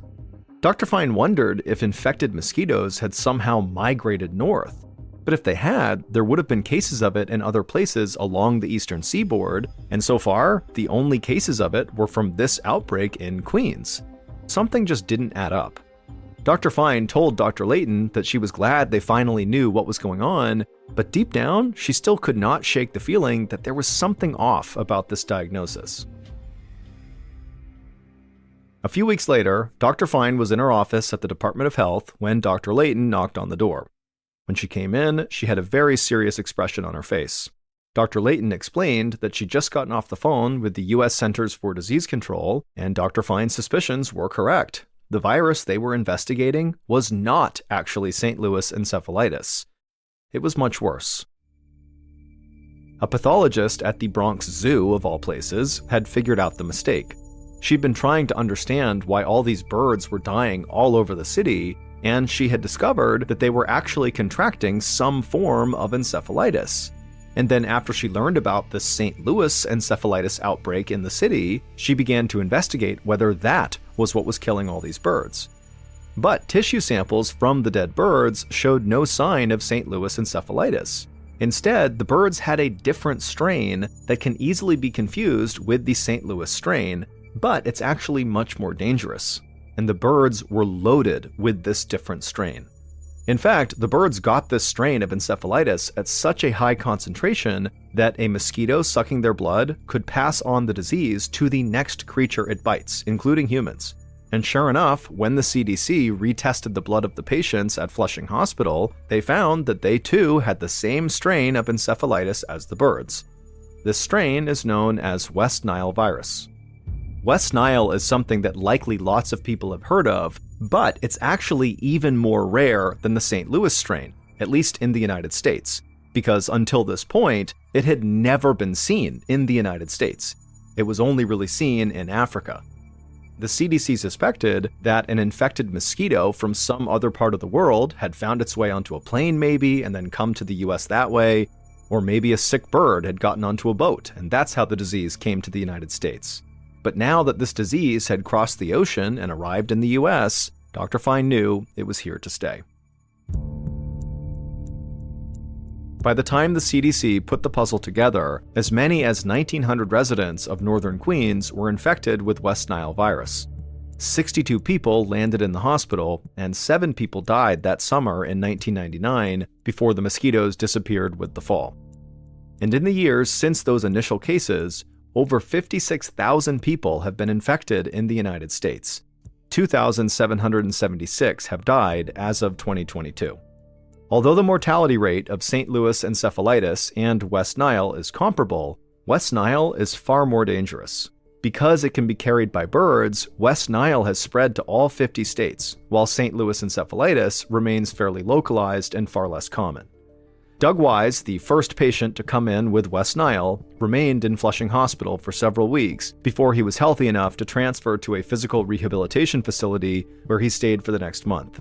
By spring of 2000, Doug was able to walk with the assistance of a special cane, but his left side never regained its former strength, and he continued to suffer episodes of short-term memory loss. But ultimately, Doug knew he was one of the lucky ones from that painful summer of 1999. He could at least still tend to his garden as long as he wore his mosquito repellent. In the early 1960s, 2 high school classmates in South Carolina, named Carol and Reggie, fell in love with each other. Every day in the halls, they'd hold hands and they'd laugh with each other and whisper to each other, and then outside of school, they were inseparable. But despite their seemingly perfect relationship, it didn't last long. They both had different ideas about what the future should hold, and so after graduation, they broke up. Reggie went on to join the US Navy, where he served for a number of years all over the world. He would at one point get married, but that marriage would end quickly, and then after he got out of the military, he got a job at a railroad back at his hometown in South Carolina. As for Carol, after graduation, she got married and divorced too, twice actually, but it was her second failed marriage that nearly killed her. On February 18th, 1987, Carol was living with her 10-year-old daughter Rhonda in South Carolina when her estranged second husband came up to the door and knocked. Carol opened the door, and her ex-husband drew a gun and shot her 6 times in front of her daughter before turning around and fleeing. The police would later find his body inside of his car on the side of the road. He had shot himself. As for Carol, the doctors were able to save her life, but the injuries she sustained from the attack were crippling. She was blind in one eye and she had chronic pain, and so her young daughter had to start taking care of her full time. Over the next 8 years, Carol steadily improved and regained some of her independence, but in 1995, she had a huge setback. She started feeling ill, and so she went in to see a doctor, and the doctor did a blood test, and they discovered she had liver cancer. It would turn out the blood that was given to her after the attack that had been transfused into her body to save her life, it had been tainted with hepatitis C.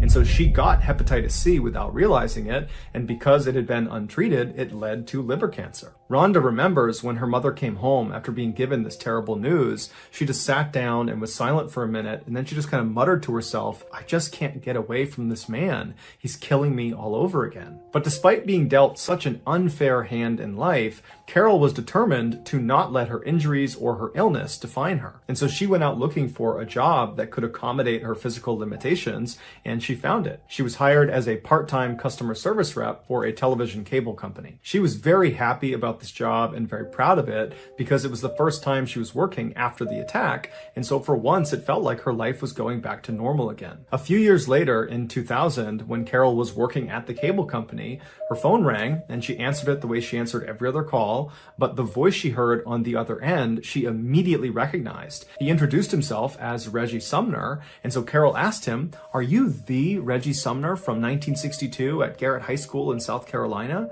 And he said, yeah, that's me. And Carol said, I'm your ex-girlfriend. We dated in high school. And so it was this incredible reunion, this totally chance phone call. And for the next hour or so, they just chatted on the phone about everything from their kids to their relationships they've been in to what they're up to now. I mean, they had a lot to catch catch up on since they hadn't seen or heard from each other in nearly 40 years.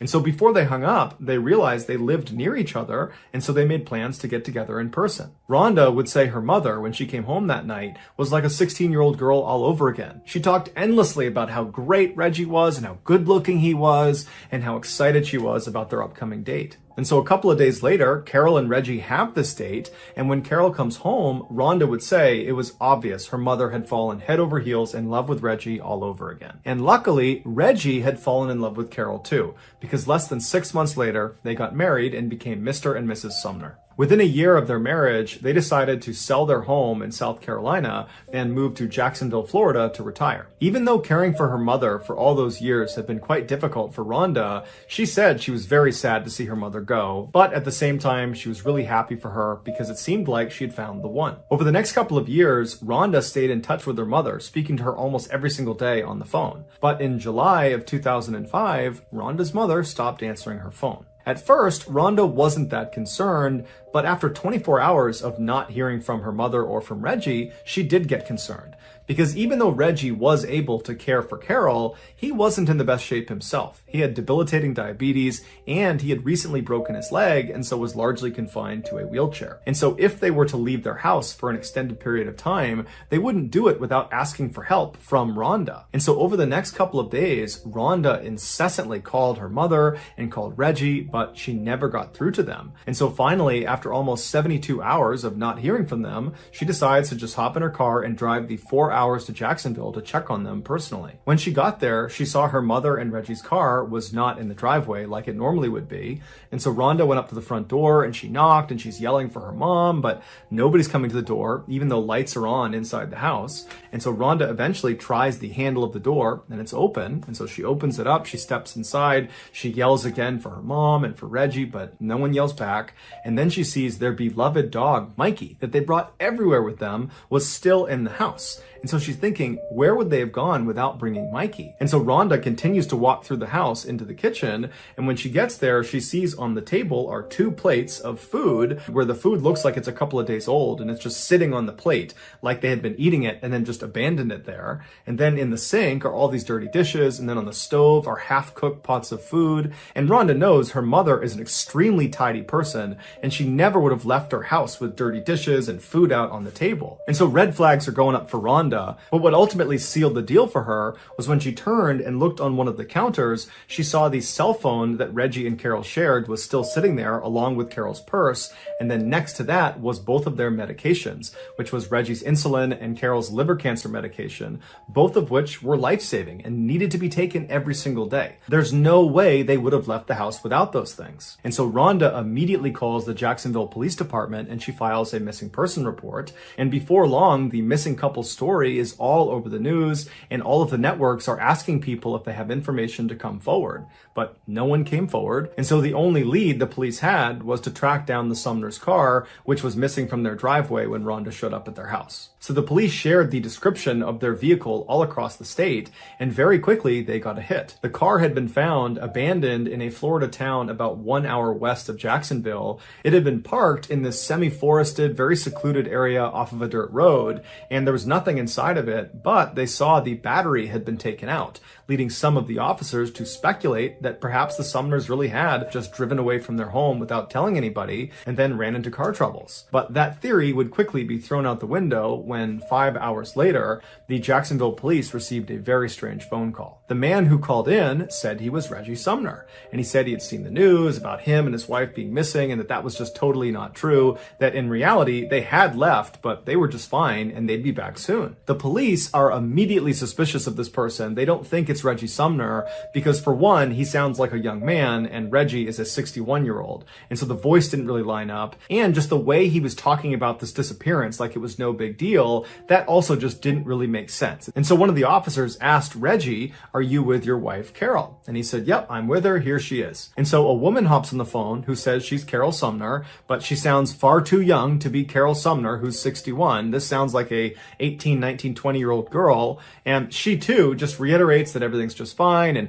they've gone out for a couple of days. There's nothing to worry about. And, you police can stop looking for us. And so after this call ends, the police at this point are convinced that this simply cannot be Carol and Reggie. But to make sure, they call in Rhonda and they have her listen to the recording of this conversation with the so-called Reggie and Carol. And right away, Rhonda says, that's not my mom and that's not Reggie. And so at this point, the police assumed that these two people who called in pretending to be the Sumners probably had something to do with the disappearance of the real Sumners. And so while they waited for the trace on this phone call to come back, which would give them information about who was calling and from where, the police decided to investigate another angle. The police looked at the Sumners' bank statements and they saw their bank card had been used at an ATM in South Carolina after the Sumners had been reported missing. And so they called that bank and they asked for the CCTV footage from that ATM. And when they watched it, they saw that it was not Carol or Reggie Sumner withdrawing funds. It was some unknown man in his early 20s. Right after this discovery of this unknown man, the trace from the phone conversation with the imposter Sumners came back, except it was tied to a fake name at a fake address. So that wasn't helpful to the police in their investigation. However, when they went through this cell phone's call logs, which they got with the phone trace, they saw whoever owned the cell phone had recently placed a call to a car rental company in South Carolina. And so the police call this car rental company and they speak to the manager and they're able to figure out that somebody using this cell phone number had indeed called and had rented a car, and the car they rented matched the description of the car the unknown man was driving in the ATM surveillance footage. But this car had been rented to a woman. Her name was Tiffany Cole. The rental company told police that all of their cars had satellite tracking information built into them. And so police were able to use that information to track Tiffany's rental car to a motel in South Carolina. The initial thought was that maybe the Sumners are being held against their will in this motel. And so very quickly, a police force was organized, and on the morning of July 14th, so 6 days after the Sumners were listed as missing, they arrive at this motel, they go to the front desk, they find out what room Tiffany is in, they get the key, and they go up and they open the door. The Sumners were not inside. Instead, there were 3 young adults sitting there. It was 24-year-old Tiffany Cole, her boyfriend, 23-year-old Michael James Jackson, and his friend, 19-year-old Alan Wade. Also in the room were dozens of bags of recently purchased merchandise, like computers and video games and clothes and perfume. And also they discovered the key to the Sumners' vehicle and Reggie Sumner's prized coin collection. The police brought all 3 back to the police station and put them in separate rooms to be interrogated. At this point, it was obvious to police that these 3 had something to do with the Sumners' disappearance. They had all these things in the room that tied them to the missing couple. And so now the police, as they interrogated them, it was not so much about connecting them to the Sumners as much as it was about helping them find the Sumners. At first, all 3 of them either didn't talk or were totally uncooperative. But under intense questioning, Tiffany cracked a little bit. She said that they had robbed the Sumners, but nothing more. They didn't do anything else besides rob them. And there had been a 4th person involved in the robbery, 19-year-old Bruce Nixon, who was friends with Alan Wade. Bruce lived nearby, so the police quickly rounded him up and brought him in for questioning. And unlike the other 3, Bruce immediately caved. And the story he told about what happened to the Sumners brought many of the police that were involved in this investigation to tears. He said it all started with Tiffany. Tiffany used to be neighbors with the Sumners back when they still lived in South Carolina. Tiffany had a pretty rough upbringing and her father was permanently sick. And so the Sumners kind of took her under their wing and looked after her and built a very close relationship with her and kind of treated her like she was one of their daughters. Anything she needed, if she needed money, food, anything, they would give it to her. For example, in 2001, right before they left for Florida, they sold a car to Tiffany, but they sold it for basically nothing because they knew she didn't have any money and she really needed a car. 4 years later, in June of 2005, Tiffany was partying in Jacksonville, Florida with her new boyfriend, Michael James Jackson, when they got kicked out of the house they planned on staying in for the night. And so now they don't have a place to stay, they don't have any money, and that's when Tiffany remembers the Sumners had moved to Jacksonville and they would always help her out if she needed anything. And so the 2 of them drive to the Sumners' house in the middle of the night, they haven't called them,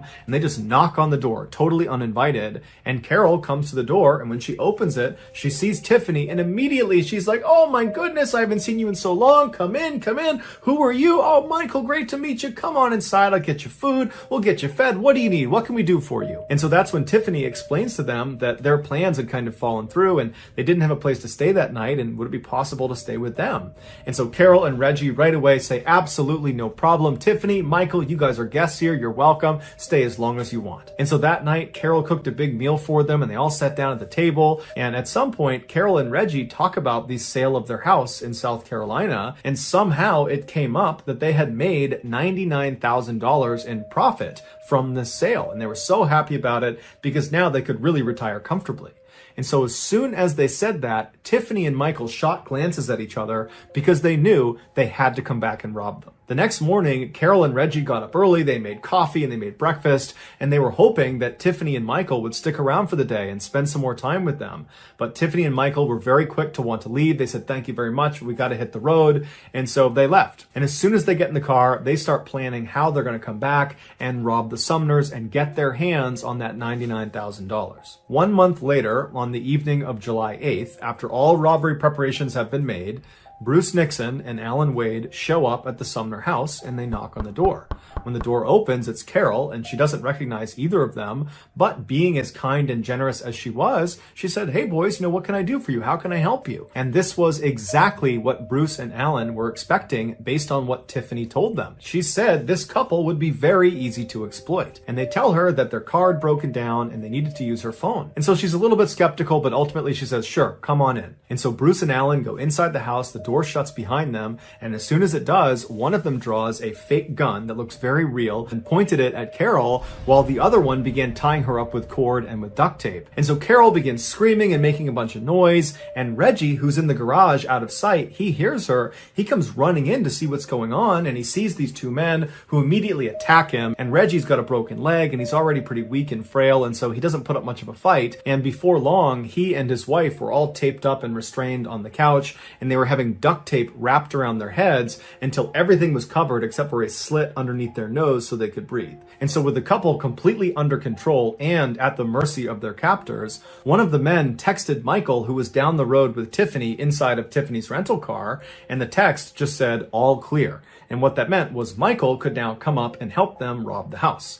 And so Tiffany stays down the road in the rental car. Michael makes his way up. He goes inside, and he, Bruce, and Alan proceeded to ransack the house. And while these three men are moving room to room, taking all of their valuables, Reggie and Carol are probably thinking to themselves that, you know what, this is awful, we're getting robbed, but after they take whatever they take and they leave, we'll be fine, we'll recover.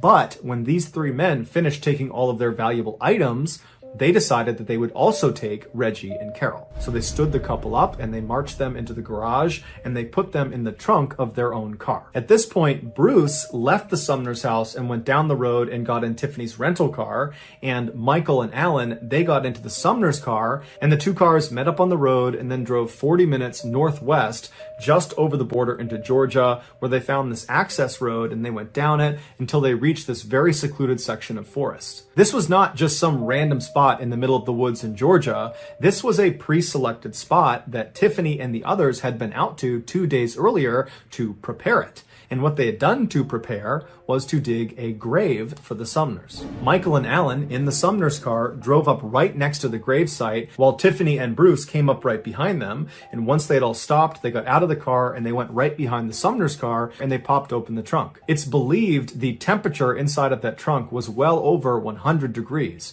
And so Reggie and Carol were sweating profusely, and the sweat had caused their restraints to slip off their wrists and slip down off their face. And so the two of them were found holding on to each other and crying and praying. Seeing how weak they already were, the group decided they did not need to put new tape around their wrists or their face. They weren't going to go anywhere. And so they grabbed the two and they pulled them out and dumped them on the ground. It was probably around this time that the Sumners realized Tiffany was one of these 4 people that was doing this horrible thing to them. And I can only imagine the heartbreak they experienced. This girl that they took in under their wing, that they thought of as a daughter, was betraying them in such a heinous and horrible way. But there was no time to feel upset about it, because as soon as they were dumped on the ground, Michael grabbed Reggie and kind of threw him over to the side and said, "Sit down, don't move, or I'm going to kill you and your wife." And then the others grabbed Carol and dragged her away from her husband over to the edge of the grave, where they literally ripped the jewelry off of her face and off of her body. And then after all the jewelry was gone, they pushed her into the grave. Then they walked over to Reggie and dragged him over and threw him in with his wife. As soon as the couple was in the grave together, they repositioned themselves so they were both sitting up, one in front of the other, with Carol behind Reggie, and she threw her legs and her arms around Reggie, just kind of clutching onto him, and she buried her head into his back and she began crying. The original plan, apparently, had been to take the Sumners and put them in this grave and pretend like you were going to do something to them to scare them into giving up all of their information, all of their banking information, and anything else that was valuable. And it worked. And so as Carol is crying into Reggie's back, Reggie is pleading with the group. He's pleading to them, "Let me give you everything I have. Whatever you need, it's yours." And so Michael said, "Give me all your ATM bank card numbers, give me your PIN numbers, everything." And so Reggie did. He gave him all the information he could possibly give to him. And then, for some reason, despite the fact that at this point, the group has taken everything of value from this poor couple. They have extracted all the valuable information they could possibly get from them. Despite that, they decide that that's not enough. They need to kill the Sumners. And they need to kill them in the worst way imaginable. They need to bury them alive. For hours, the group slowly, shovelful by shovelful, filled in this hole with Reggie and Carol sitting at the bottom begging for their lives. But the group didn't care at all. They just kept shoveling dirt down on top of them until the dirt and mud had gotten up to their necks, and the weight of the dirt was pressing in on their chests and was making it really hard to breathe. And so as Carol and Reggie are feeling this happening to them, they can feel themselves being crushed under this weight. Their cries for help become more and more desperate, but more spaced apart, because their breathing at this point is so labored, it's so hard to get a full breath that they're conserving their air at this point. And then at some point, as the dirt crept closer and closer to their mouths, they had to tilt their heads up to try to get a good breath of air. But when they did that, they began shoveling dirt directly onto their faces, causing them to choke and gag. They're inhaling this, and it's becoming nearly impossible to catch a breath. They're dying at this point. And so finally, another layer of dirt was thrown on top of them, and they disappeared under the soil.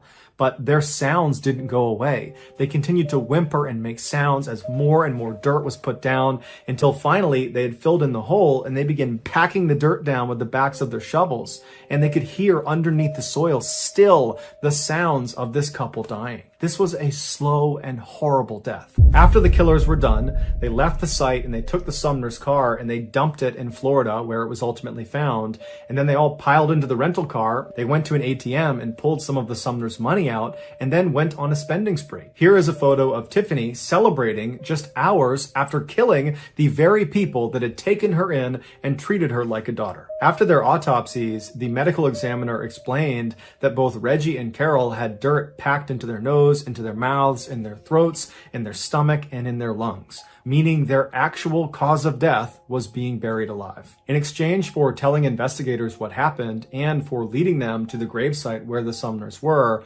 Bruce Nixon was spared the death penalty and given a life sentence. As for Michael, Alan, and Tiffany, they were all sentenced to death.